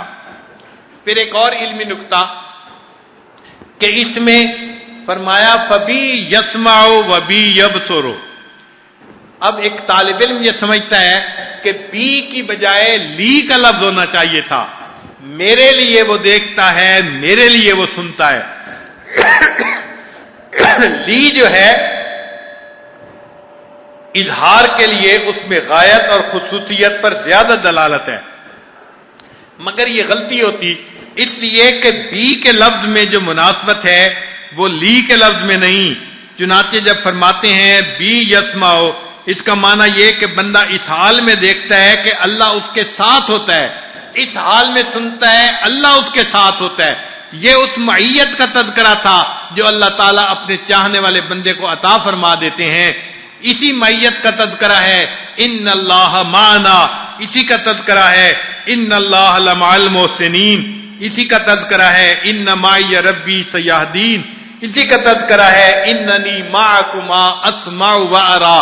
یہی محبت تصوف میں بھی مطلوب ہوتی ہے. چنانچہ ہمارے سلسلے کا جو 16واں سبق ہے وہ مراقبہ معیت ہے. گویا سارے ذکر اذکار کرنے کے بعد جو آخری نچوڑ ہوتا ہے وہ یہ کہ اللہ اپنی معیت عطا فرما دیجیے، اور سالک کو ان اسباق کے کرنے پر اللہ تعالیٰ کی معیت نصیب ہوتی ہے. پھر ایک علمی نکتہ اور کہ جو بندہ ایسا بن جاتا ہے وہ مستجاب الدعوات ہوتا ہے. اللہ تعالیٰ فرماتے ہیں وَلَئِنْ سَأَلَنِي لَأُعْطِيَنَّهُ، وہ ہاتھ اٹھاتا ہے میں اس کے اٹھے ہاتھوں کو قبول کر لیتا ہوں. وہ مجھ سے پناہ مانگتا ہے میں اس کو پناہ عطا فرما دیتا ہوں. چنانچہ اللہ تعالیٰ ایسے محبوب بندے کو اگر مصائب و آلام عطا بھی کرتے ہیں تو وہ اس کے درجات کو بڑھانے کے لیے کرتے ہیں. ہم نے دیکھا بعض لوگ کہتے ہیں او جی ہم دین پہ زیادہ آگے نہیں بڑھنا چاہتے، جو دین پہ آگے بڑھتے ہیں آزمائشیں شروع ہو جاتی ہیں. یہ تو انتہائی بے وقوفی کی بات ہے. اس لیے کہ اگر چھوٹی موٹی آزمائش سے اجر بہت زیادہ بڑھے تو پھر اس آزمائش کے لیے تو خوشی سے تیار ہونا چاہیے. جن کے دل میں اللہ کی محبت ہوتی ہے وہ اللہ تعالیٰ کی طرف سے دیے ہوئے غم و آلام سے بھی محبت کرتے ہیں. اس لیے کسی نے کہا تیرے عشق نے مجھے غم دیا، میرے غم کی عمر دراز ہو. تیرے عشق نے مجھے غم دیا، میرے غم کی عمر دراز ہو. وہ مقام آئے خدا کرے، میرے عشق پہ تجھے ناز ہو. بندہ جب اللہ سے محبت کرتا ہے تو عشق میں ایسا مقام آتا ہے اس کی محبت پہ اللہ کو ناز ہوتا ہے. پھر اللہ تعالیٰ فرشتوں میں تذکرہ فرماتے ہیں دیکھو یہ میرا بندہ نوجوان خوبصورت دل میں گھر کرنے والی بیوی پاس تھی مگر میری محبت نے اس کو جگا دیا، یہ مصلی پہ کھڑا تہجد پڑھ رہا ہے. تو اللہ تعالیٰ اس بندے کی محبت کا فرشتوں میں تذکرہ کرتے ہیں. ایک نقطے کی بات اور بھی سمجھ لیجئے کہ اللہ تعالیٰ جب بندے سے کوئی چیز لیتے ہیں تو دستور یہ ہے کہ پھر اس کو ہمیشہ بہتر کر کے بڑھا کے اس بندے کو واپس فرماتے ہیں. دنیا داری کا مسئلہ نہیں ہے کہ جو لی اتنی بھی نہیں دیتے، اس سے بھی کم دیتے ہیں. اللہ تعالیٰ کا معاملہ اور ہے. اللہ تعالیٰ بندے کو اگر آزماتے ہیں اور اس سے کچھ لیتے ہیں تو جب واپس کرتے ہیں تو پہلے سے بڑھا کر دیتے ہیں، اور اس کی دلیل قرآن پاک سے جو ہے وہ ملتی ہے. ایوب علیہ السلام کو اللہ تعالیٰ نے آزمایا، ان کو بیمار کیا، ان کے بیوی بچے بھی فوت ہو گئے، مال و دولت بھی چلا گیا۔ پھر اللہ تعالیٰ نے جب آزمائش ختم فرمائی، اللہ تعالیٰ فرماتے ہیں وَوَهَبْنَا لَهُ أَهْلَهُ وَمِثْلَهُمْ مَعَهُمْ، ہم نے ان کو ان کے اہل خانہ عطا کیے اور ان جیسے اور بھی ان کو دیے، رحمتا منا وذکرا للعابدین، یہ ہماری طرف سے رحمت تھی، ہماری طرف سے ان کے اوپر ایک انعام تھا، اور یہ تھا کہ بعد میں آنے والے جو نصیحت پکڑنے والے ہیں ان کے لیے بھی یہ ایک یاد رکھنے کی بات ہے۔ ہم جب لیتے ہیں تو تھوڑا لیتے ہیں، لوٹاتے ہیں تو بہتر لوٹا دیتے ہیں۔ اسی طرح اللہ تعالیٰ نے سیدنا ابراہیم علیہ السلام سے قربانی مانگی بیٹے کی، تو جب اسماعیل علیہ السلام کی قربانی دی تو اسماعیل علیہ السلام قربان نہیں ہوئے، اللہ تعالیٰ نے مینڈے کو قربان کروا دیا، اسماعیل علیہ السلام کو بچا دیا۔ مگر اللہ تعالیٰ پھر قرآن پاک میں فرماتے ہیں کہ ہم نے اسماعیل کی قربانی کے لیے کہا تھا وَوَهَبْنَا لَهُ إِسْحَاقَ وَيَعْقُوبَ نَافِلًا وَكُلًّا جَعَلْنَا صَالِحِينَ، پھر اللہ تعالیٰ ایک بیٹے کی قربانی لیتے ہیں اور دیکھو پھر اللہ تعالیٰ اس کے بدلے ان کو اسحاق علیہ السلام اور اسحاق علیہ السلام کو یعقوب علیہ السلام بیٹا عطا فرما دیتے ہیں۔ بیٹا مانگا تھا پوتے تک عطا کر دیا جب واپس دیا۔ تو یہ دستور یاد رکھیے، اللہ تعالیٰ جب لیتے ہیں تھوڑا لیتے ہیں اور بہتر واپس کرتے ہیں۔ اللہ تعالیٰ نے آدم علیہ السلام کو جب جنت سے نکالا تھا اس وقت ان کی ساری اولاد ان کے صلب میں موجود تھی، لیکن اللہ تعالیٰ نے جب ان کو واپس جنت بھیجنے کا وعدہ فرمایا تو ان کی اولاد کو اللہ نے دنیا میں نقطہ کمال پہ پہنچایا، سب صلاحیتیں عطا فرمائیں۔ جب نقطہ کمال کو پہنچ گئے اب اس کامل حالت میں ان کو واپس جنت عطا فرمائیں گے۔ نکالا تھا تو اس وقت کمزور کیفیت تھی، جب واپس جنت عطا کی فرمایا ہم تمہیں کامل بنا کر جنت عطا فرمائیں گے۔ تو یہ دستور یاد رکھ لیجئے، اللہ تعالیٰ جب اپنے پیاروں کو آزماتے ہیں تو تھوڑی مشکل دیتے ہیں اور اس کے بعد ان کو زیادہ اجر ثواب کے ساتھ وہی چیز واپس لوٹا دیا کرتے ہیں۔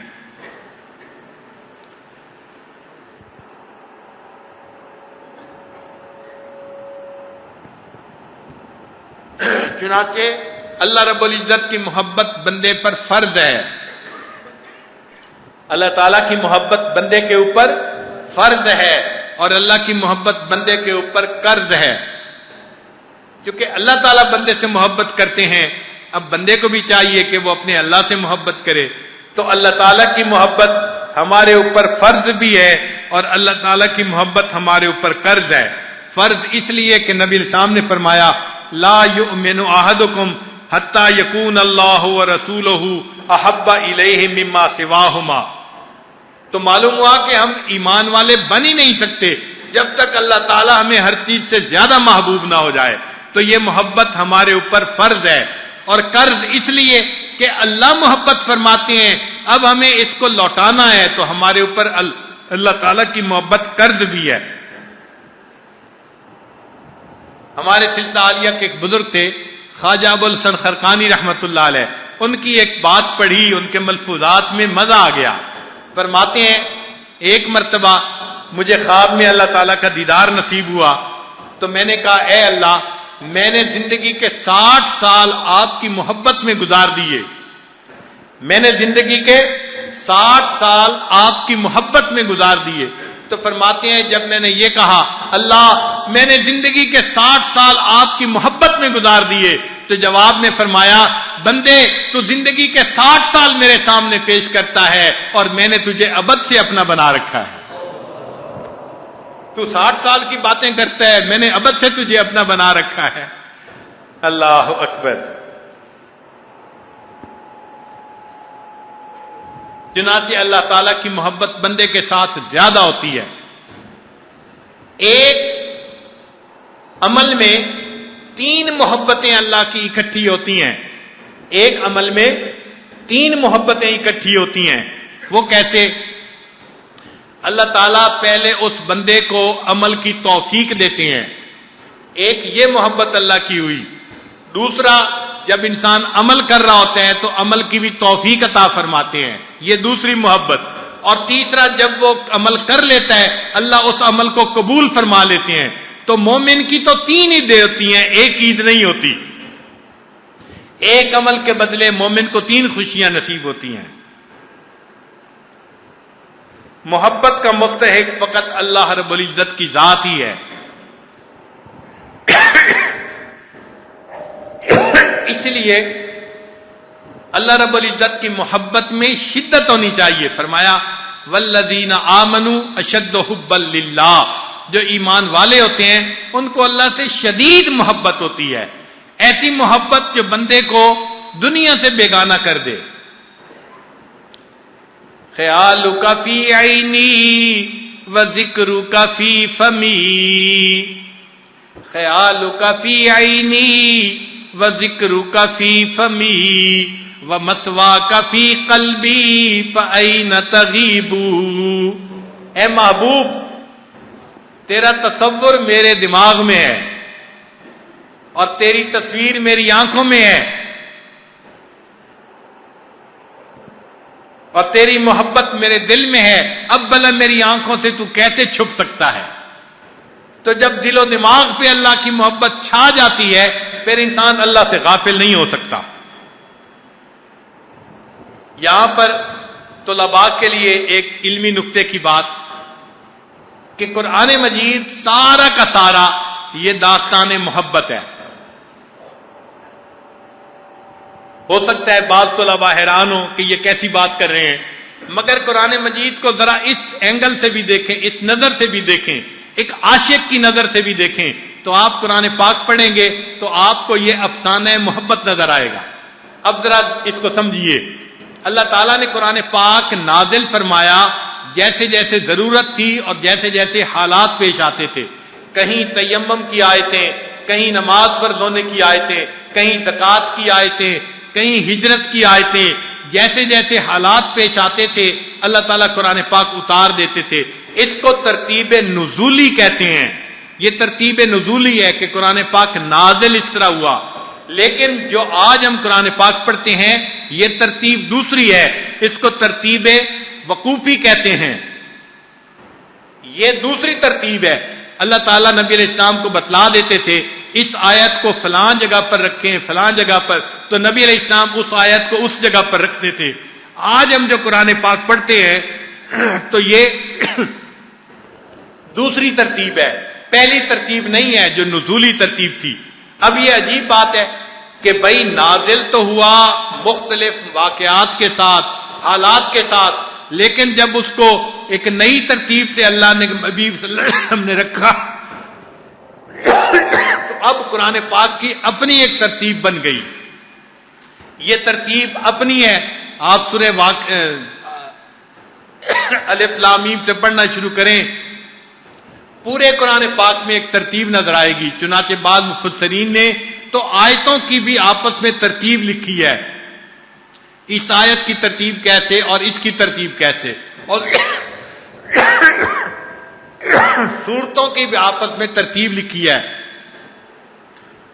تو آیتیں نازل تو ہوئی فردن فردن مختلف جگہوں پہ، بعض مقاصد سورتوں کی حالت میں، لیکن جب رکھا ترتیب کے ساتھ تو ایک نئی صورت بن گئی، ایک نئی ترتیب جو آج ہم پڑھتے ہیں اور اس ترتیب کا مزہ اٹھاتے ہیں. یہ داستان محبت تھی. کہتے ہیں کہ مجنو ایک مرتبہ بیٹھا ہوا کچھ لکھ رہا تھا تو کسی شاعر نے اس پر شعر کہا کہ میں نے تو یوں ہی خاک میں پھیری تھی انگلیاں، میں نے تو یوں ہی خاک میں پھیری تھی انگلیاں، دیکھا جو غور سے تو تیری تصویر بن گئی. یہ محبت ہوتی ہے کہ بندہ انگلی پھیرتا ہے تصویر بن جاتی ہے. یہ اللہ کی محبت ہے کہ آیتیں تو مختلف مقامات پہ نازل ہوئی لیکن جب ان کو رکھوایا گیا تو وہ ایک داستان محبت بن گئی. اب ذرا غور کیجئے کہ داستان محبت کیسی ہے. ہم قرآن پاک کا پہلا لفظ پڑھتے ہیں وہ ہے الف لام میم. اس کا ترجمہ اکثر طلباء یہی سمجھتے ہیں کہ یہ حروف مقطعات ہے اور اس کا علم نہیں دیا گیا، اور جن مفسرین نے اس کا ترجمہ لکھا بھی ہے تو انہوں نے کہا کہ الف لام میم، الف سے مراد اللہ، میم سے مراد محمد صلی اللہ علیہ وسلم اور لام سے مراد جبریل علیہ السلام. یہ واسطہ ہیں اللہ کا پیغام نبی علیہ السلام تک لانے میں. تو اللہ الف سے مراد اور لام سے مراد جبرائیل، جو واسطہ تھے لانے کے لیے، اور آگے محمد صلی اللہ علیہ وسلم جن پر یہ کلام اترا ہے، انہوں نے بھی فقط اتنے ہی اس کے معارف رکھے ہیں. لیکن ہمارے مشائخ امام ربانی مجدد ثانی رحمۃ اللہ علیہ، جن پر اللہ نے حروف مقطعات کے علوم کو کھولا، انہوں نے اسے کسی اور نظر سے دیکھا، محبت کی نظر سے دیکھا. تو انہوں نے بتلایا کہ یہ حروف مقطعات اصل میں ایک محبت کا اشارہ ہے جو اللہ نے اپنے محبوب صلی اللہ علیہ وسلم سے کیا. محبت جہاں ہوتی ہے نا، وہاں آنکھوں آنکھوں میں اشارے ہو جاتی ہیں، مختصر لفظوں میں اشارے ہو جاتے ہیں، پیغام پہنچ جاتے ہیں. آنکھوں آنکھوں میں اشارے ہو گئے، تم ہمارے ہم تمہارے ہو گئے. تو محبت میں اشارے چلتے ہیں. یہ حروف مقطعات اشارے ہیں. کیسا اشارہ؟ اس میں الف لام میم، توجہ فرمائیے گا، فرمایا جو الف ہے وہ حقیقت احمدی ہے، وہ نبی علیہ الصلوۃ والسلام کی طرف اس کا اشارہ ہے کہ نبی علیہ السلام اللہ کے محبوب تھے.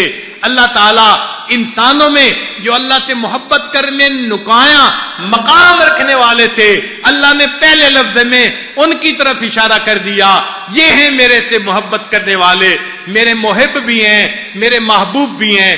چنانچہ الف سے مراد حقیقت احمدی ہے، لام سے مراد خلت ہے، ابراہیم علیہ السلام کا مقام ہے، میم سے مراد حضرت موسیٰ علیہ الصلوۃ والسلام جو اللہ کے محب تھے. چنانچہ نبی علیہ الصلوۃ والسلام سے اللہ کو محبت تھی، مگر یہ محبت ذاتی تھی. چنانچہ محبت کی دو قسمیں بیان کی گئی ہیں، ایک محبت ذاتی اور دوسری محبت صفاتی. بعض بندے کو کسی کو ذاتی طور پہ محبوب ہوتے ہیں، ماں کو بیٹے سے ذاتی محبت ہوتی ہے، اور اگر کسی بچے میں حسن ہو، علم ہو، باتیں اچھی ہوں تو وہ بچہ بھی ماں کو پیارا لگتا ہے، اس کو محبت صفاتی کہتے ہیں. تو سیدنا ابراہیم علیہ السلام بھی اللہ کے محبوب تھے، مگر ان میں محبت صفاتی تھی اور نبی علیہ السلام میں محبت ذاتی تھی. اس لیے نبی علیہ السلام کو اللہ نے محبوبیت کا مقام عطا فرمایا اور ابراہیم علیہ السلام کو اللہ نے خلت کا مقام عطا فرمایا. ایک نقطہ اور بھی یہاں یاد رکھیے کہ اگر ماں کو بیٹے سے محبت ہوتی ہے، بچے کو پتا ہوتا ہے کہ امی مجھ سے محبت کرتی ہے، مگر اس کی تمنا یہ ہوتی ہے اب میرے اندر محبت صفاتی بھی آ جائے تاکہ میں کامل محبوب بن جاؤں. یہی نبی علیہ السلام کی بھی کیفیت تھی، محبت ذاتی حاصل تھی. نبی علیہ السلام چاہتے تھے مجھے محبت صفاتی بھی مل جائے. چنانچہ نبی علیہ السلام نے درود شریف نمران جو نماز میں رکھا تو کون سا؟ اللہم صلی علی محمد وعلی آل محمد کما صلیت علی ابراہیم وعلی آل ابراہیم. اس درود شریف کا مطلب یہ تھا اللہ مجھے آپ نے محبت ذاتی تو عطا فرما دی، اب مجھے محبت صفاتی میں بھی کمال عطا فرما دی. تو محبت صفاتی سے خلت ملی. چنانچہ نبی علیہ السلام کو یہ دونوں مقام ملے. نبی علیہ السلام نے فرمایا انا حبیب اللہ، میں اللہ کا حبیب ہوں اور ولا فخر، مجھے اس پر فخر نہیں ہے. اور دوسری جگہ نبی علیہ السلام نے فرمایا اگر میں دنیا میں کسی سے محبت کرتا، کسی کو خلیل بناتا، لئن اتخذ ابی بکر خلیلا، میں ابو بکر کو خلیل بناتا، ولکن صاحبکم خلیل اللہ، لیکن تمہارا صاحب تو اللہ کا خلیل ہے. تو نبی علیہ السلام خلیل بھی تھے اور اللہ کے حبیب بھی تھے. اللہ نے ان کو دونوں طرح کے کمال عطا فرمائے تھے، کمال ذاتی بھی عطا فرمایا تھا اور کمال صفاتی بھی عطا فرمایا تھا. چنانچہ جو پہلا حرف ہے وہ حقیقت احمدی کی طرف اشارہ ہے، جو محبت ذاتی کی طرف اشارہ ہے، اور جو لام ہے وہ محبت خلت یعنی محبت صفاتی کی طرف اشارہ ہے، اور میم وہ یعنی وہ عاشقی کی طرف اشارہ ہے. موسیٰ علیہ السلام اللہ کے محب تھے، عاشق تھے، تو اللہ نے 3 حرفوں میں بات سمیٹ دی.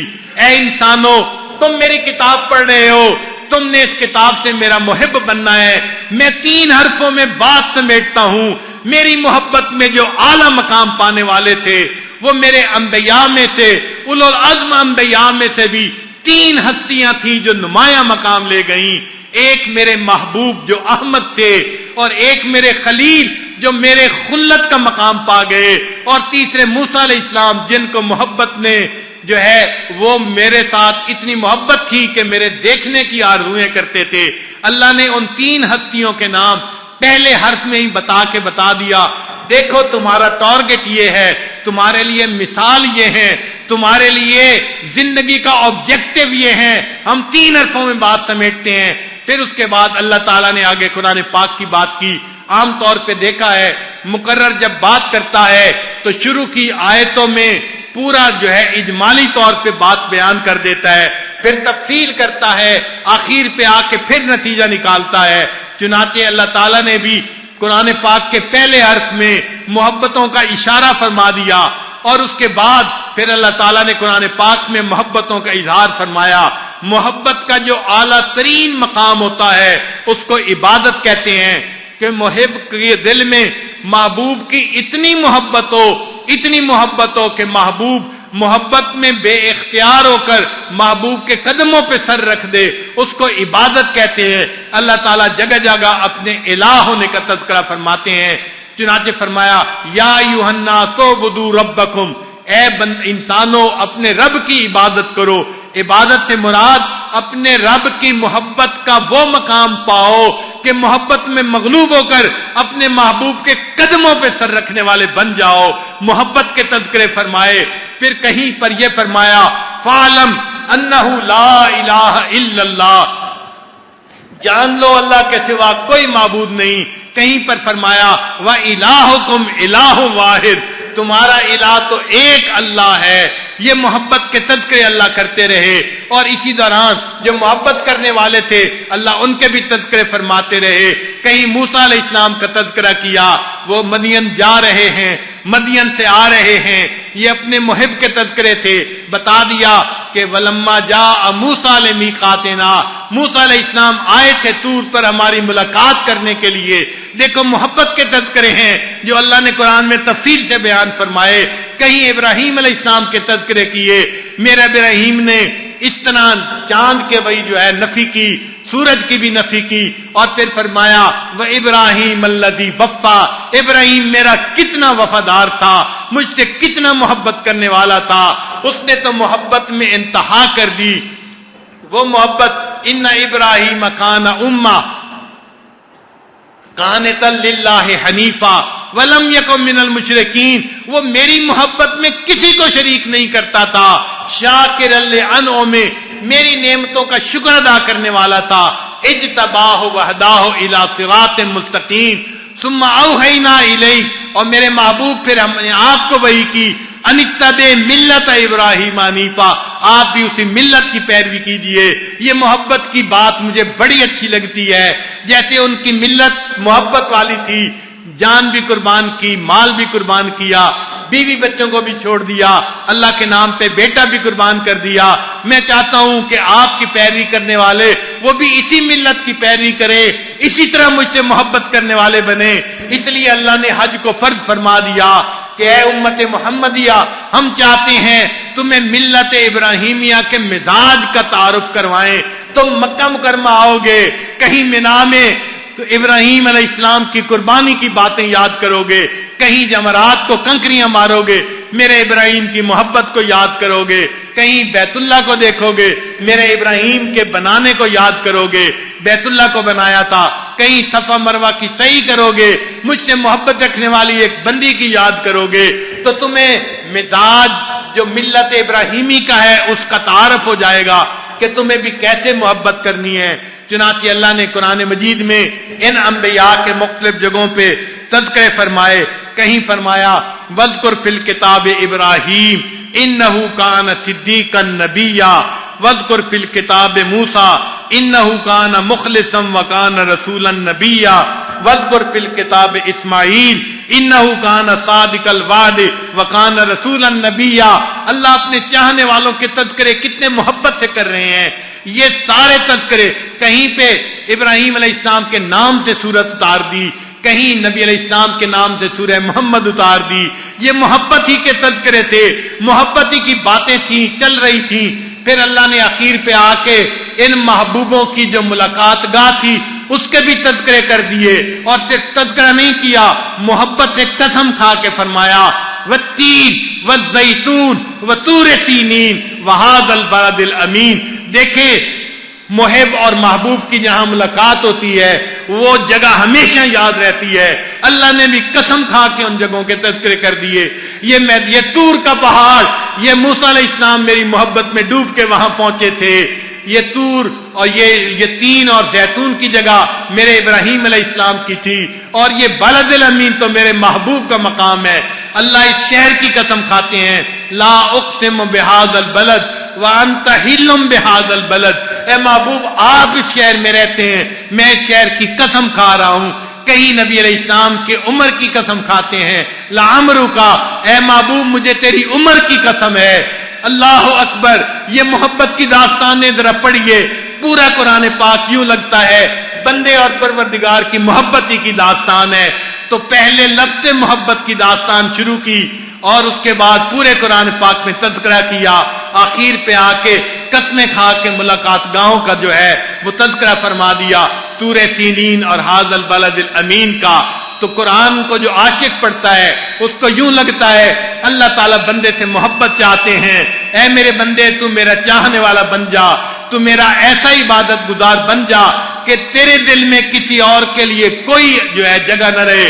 اس لیے فرمایا بندے میں تمہارے ہر گناہ کو معاف کر دوں گا، میری محبت میں کسی کو شریک کرو گے تو میں تمہارے اس گناہ کو کبھی معاف نہیں کروں گا. معلوم ہوا کہ مقصود قرآن وہ محبت الہی ہے. ہم اللہ تعالیٰ سے ٹوٹ کے پیار کرنے والے بن جائیں. اللہ تعالیٰ ہمیں ایسی محبت عطا فرما دے.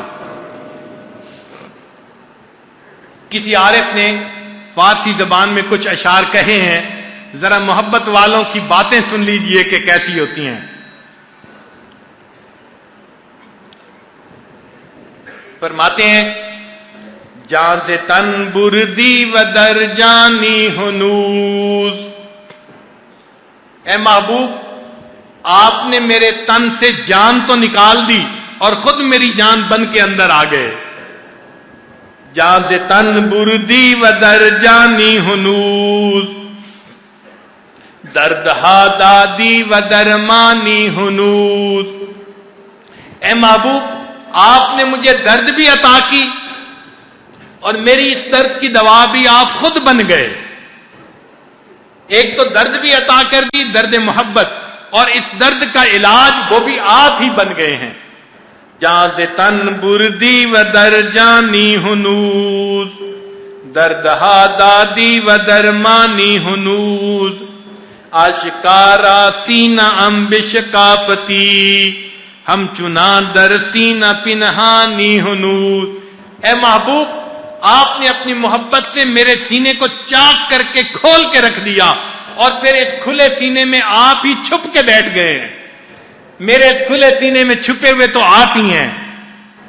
ملک دل کر دی خراب از تیغ ناز، آپ نے ناز کی تلوار سے میرے دل کو ختم کر کے رکھ دیا، کاٹ کے رکھ دیا، میرے دل سے غیر کو نکال کے رکھ دیا.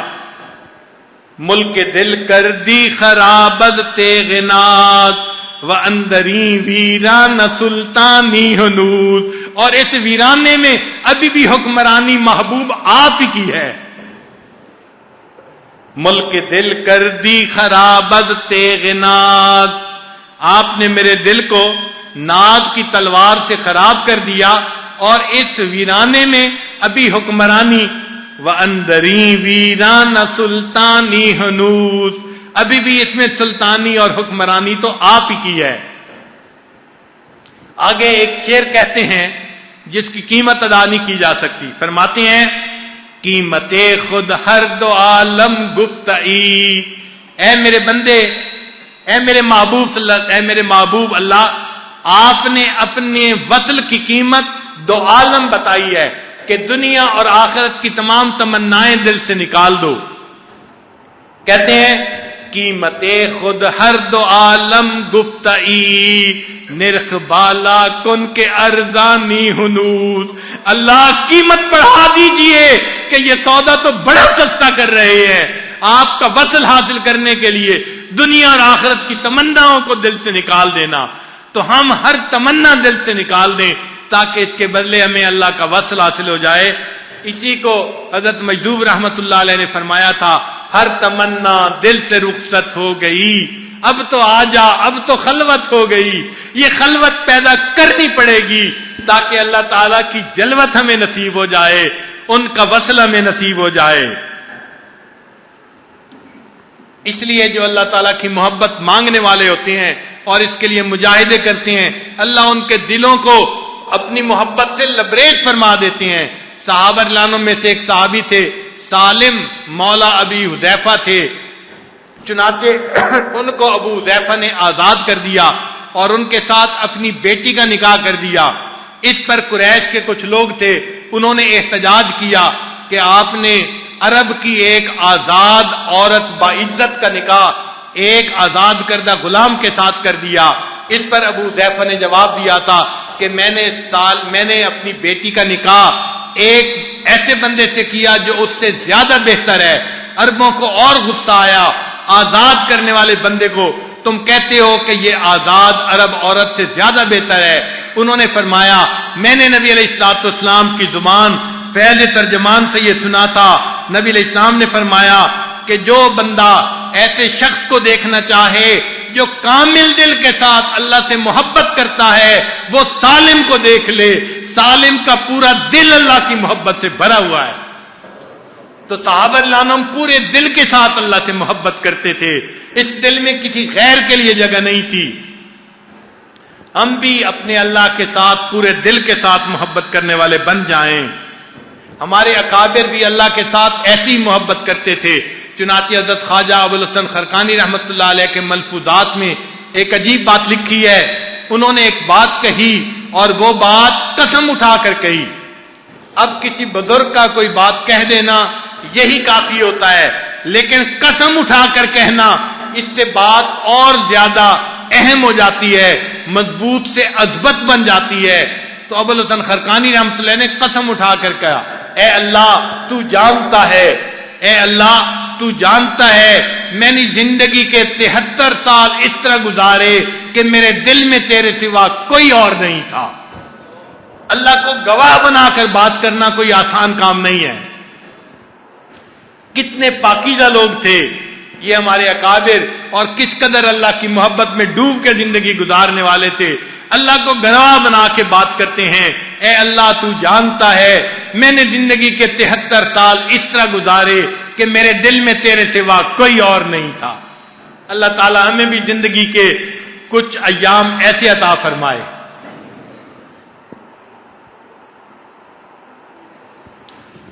ایک مرتبہ حضرت خواجہ بہاؤالدین نقشبند بخاری رحمۃ اللہ علیہ اپنے شیخ حضرت خواجہ امیر کلال رحمۃ اللہ علیہ کو ملنے کے لیے تشریف لے گئے۔ چونکہ اس علاقے میں سردی بہت تھی تو رات کو آگ جل رہی تھی اور امیر کلال رحمۃ اللہ علیہ وہ آگ کے قریب بیٹھے ہوئے تھے گرمی لینے کے لیے۔ تو جب نقشبند رحمۃ اللہ علیہ نوجوان تھے وہاں گئے تو انہوں نے ایک یعنی صدری پہنی ہوئی تھی، جیسے چمڑے کی بنی ہوئی ایک صدری ہوتی ہے، جیکٹ ہوتی ہے، انہوں نے پہنی ہوئی تھی۔ یہ گئے تو شیخ نے فرمایا کہ نقشبند بہاؤالدین تم اس آگ کو بجھنے نہ دینا، اس کے اندر لکڑی ڈالتے رہنا۔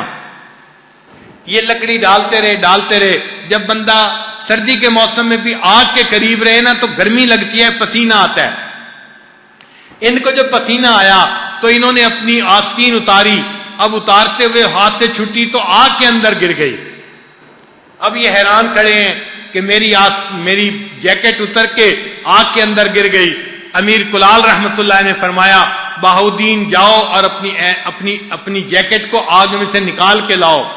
تو بہاؤالدین رحمت اللہ نے فرمایا حضرت اگر وہ لوہے کی بھی بنی ہوئی ہوتی تو اب تک وہ جل چکی ہوتی، اتنی زیادہ آگ ہے۔ امیر کلال رحمت اللہ نے فرمایا نہیں جاؤ تم اس کو نکال کے لاؤ۔ جب شیخ کا حکم ہوا تو حضرت نقشبند رحمت اللہ علیہ آگ کے اندر قدم رکھا، اندر گئے اور اپنی جیکٹ صحیح سلامت نکال کر لائے، اور خود بڑے حیران تھے کہ یہ کیا ہوا، میری جیکٹ کو آگ نے نہیں جلایا۔ تو امیر کلال رحمت اللہ نے فرمایا کہ بہاؤالدین اس بات کو یاد رکھنا کہ جن لوگوں کے دل اللہ کی محبت میں ڈوبے ہوئے ہوتے ہیں ان کے جسم سے جو کپڑے لگتے ہیں دنیا کی آگ ان کپڑوں کو نہیں جلاتی، تو جو لوگ اللہ والوں کے دلوں میں بستے ہیں اگر اللہ تعالیٰ قیامت کے دن ان کو جہنم کی آگ سے بری فرما دے تو کیا بعید ہے۔ تو جن کے دل اللہ کی محبت میں بھرے ہوتے ہیں ان کے دل میں جگہ پا لینا یہ بڑی نعمت ہوتی ہے.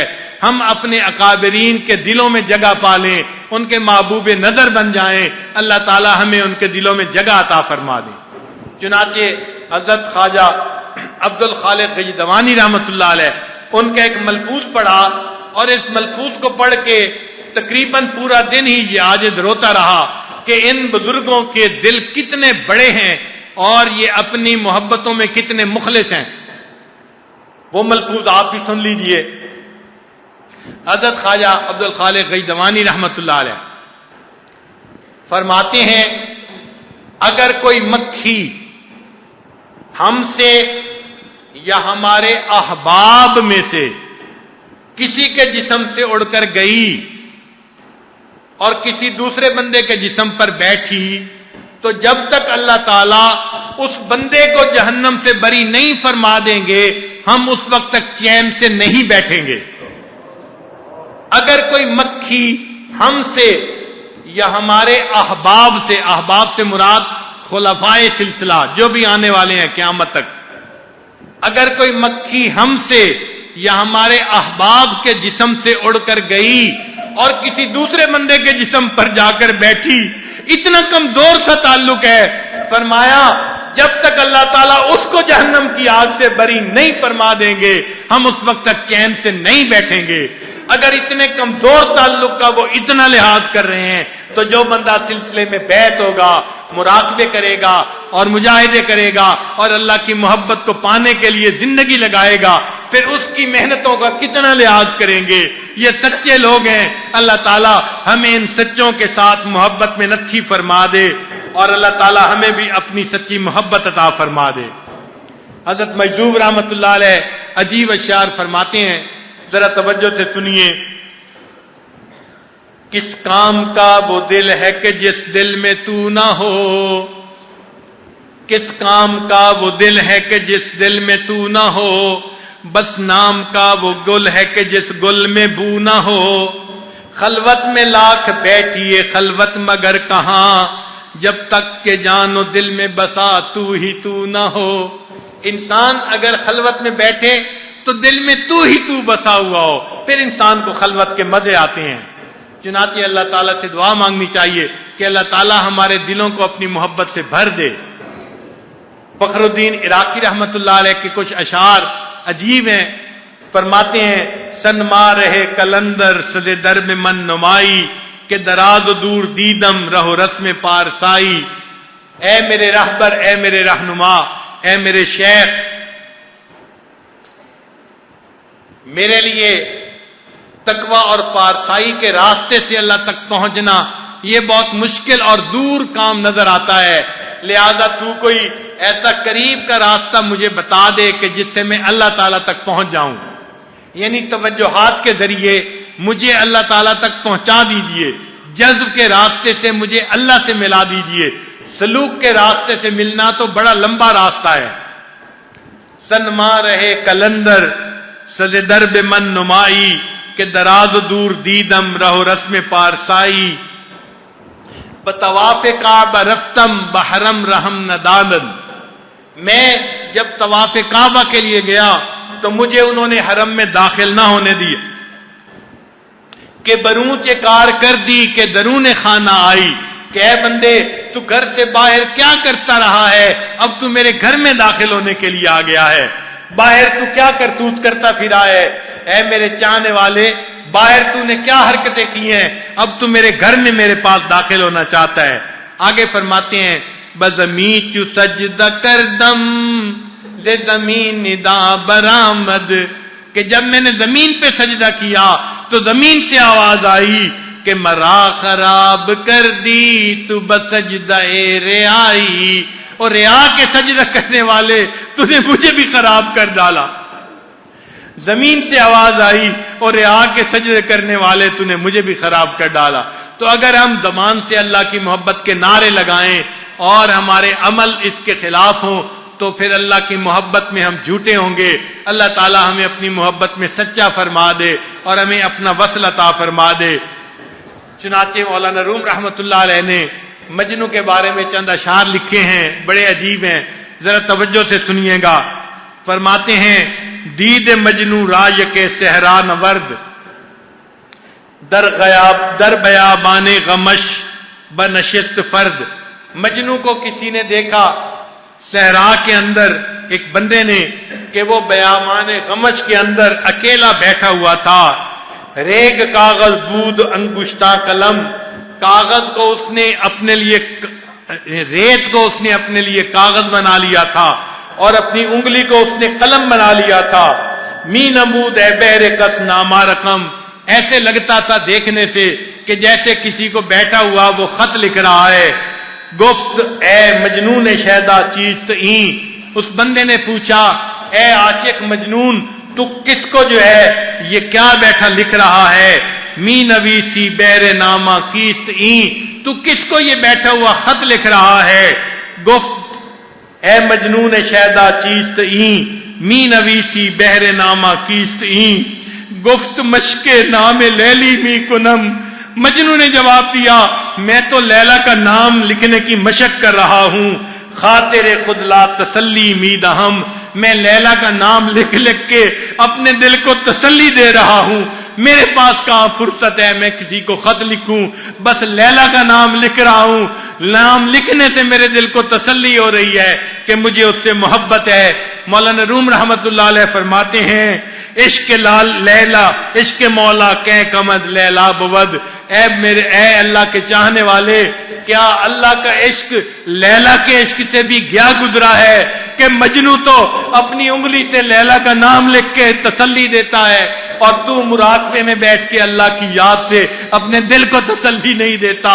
کاش ہمارے دل میں بھی محبت ہوتی اور ہمیں بھی مراقبے میں بیٹھنے سے دل کو تسلی مل جاتی, دل کو سکون مل جاتا. عشق مولا کہ کمد لیلا بود گوئی گشتن بیر او اولا بود. اس لیے ہمیں چاہیے ہم اپنے اعمال میں لگے رہیں تاکہ اللہ تعالیٰ کی محبت ہمیں بھی نصیب ہو جائے. ہمارا دل پورا کا پورا اللہ تعالیٰ کی محبت سے بھر جائے. حضرت مجذوب رحمت اللہ علیہ نے کیا عجیب بات کہی ہے. فرماتے ہیں تو ہو کسی بھی حال میں مولا سے دل لگائے جا. تو ہو کسی بھی حال میں مولا سے دل لگائے جا. قدرت ذوالجلال میں کیا نہیں گڑ گڑائے جا. تو ہو کسی بھی حال میں مولا سے دل لگائے جا. قدرت ذوالجلال میں کیا نہیں گڑ گڑائے جا. بیٹھا رہے گا یوں اگر کام کے کیا رہیں گے پر. بیٹھا رہے گا یوں اگر کام کے کیا رہیں گے پر. گو نہ نکل سکے مگر پنجڑے میں پھڑ پھڑائے جا. اگر تیرے لیے نکلنے کا راستہ نہیں ہے اے پرندے پنجرے کے اندر رہتے ہوئے پھڑ پھڑاتا جا. تیرے مالک کو پتہ چل جائے گا تو آزادی چاہتا ہے. اگر تو مخلوق کی محبت میں گرفتار ہے نہیں نکل سکتا پھڑ پھڑاتا جا. تو رات کو اٹھ کے اللہ کے سامنے رو, اللہ کی عبادت کر, اللہ سے التجا کر, اللہ کے سامنے آنسو بہا, پھڑ پھڑاتا جا اللہ میں بھی گرفتار ہوں مجھے نجات دے دیجئے, آزاد فرما دیجئے. فرماتے ہیں گو نہ نکل سکے مگر پنجڑے میں پھڑ پھڑائے جا. کھولیں وہ یا نہ کھولیں در اس پہ ہو کیوں تیری نظر. وہ دروازہ کھولیں یا نہ کھولیں تیری نظر اس پہ کیوں نہ ہو, کیوں ہو اس چیز کو مت دیکھ. کھولیں وہ یا نہ کھولیں در اس پہ ہو کیوں تیری نظر. تو بس اپنا کام کر اپنی صدا لگائے جا. تو اپنا کام کر اللہ کو یاد کیے جا, اللہ کے نام کو رٹے جا, اللہ کو جو ترس آ جائے گا اور اللہ تعالیٰ تجھے بھی اغیار کی گرفتاری سے نجات عطا فرمائیں گے اور اپنی محبت میں اللہ تعالیٰ اپنا وصل عطا فرمائیں گے. اللہ تعالیٰ ہمیں اپنی سچی محبت میں زندگی گزارنے کی توفیق عطا فرمائے. وآخر دعوانا ان الحمد للہ رب العالمین.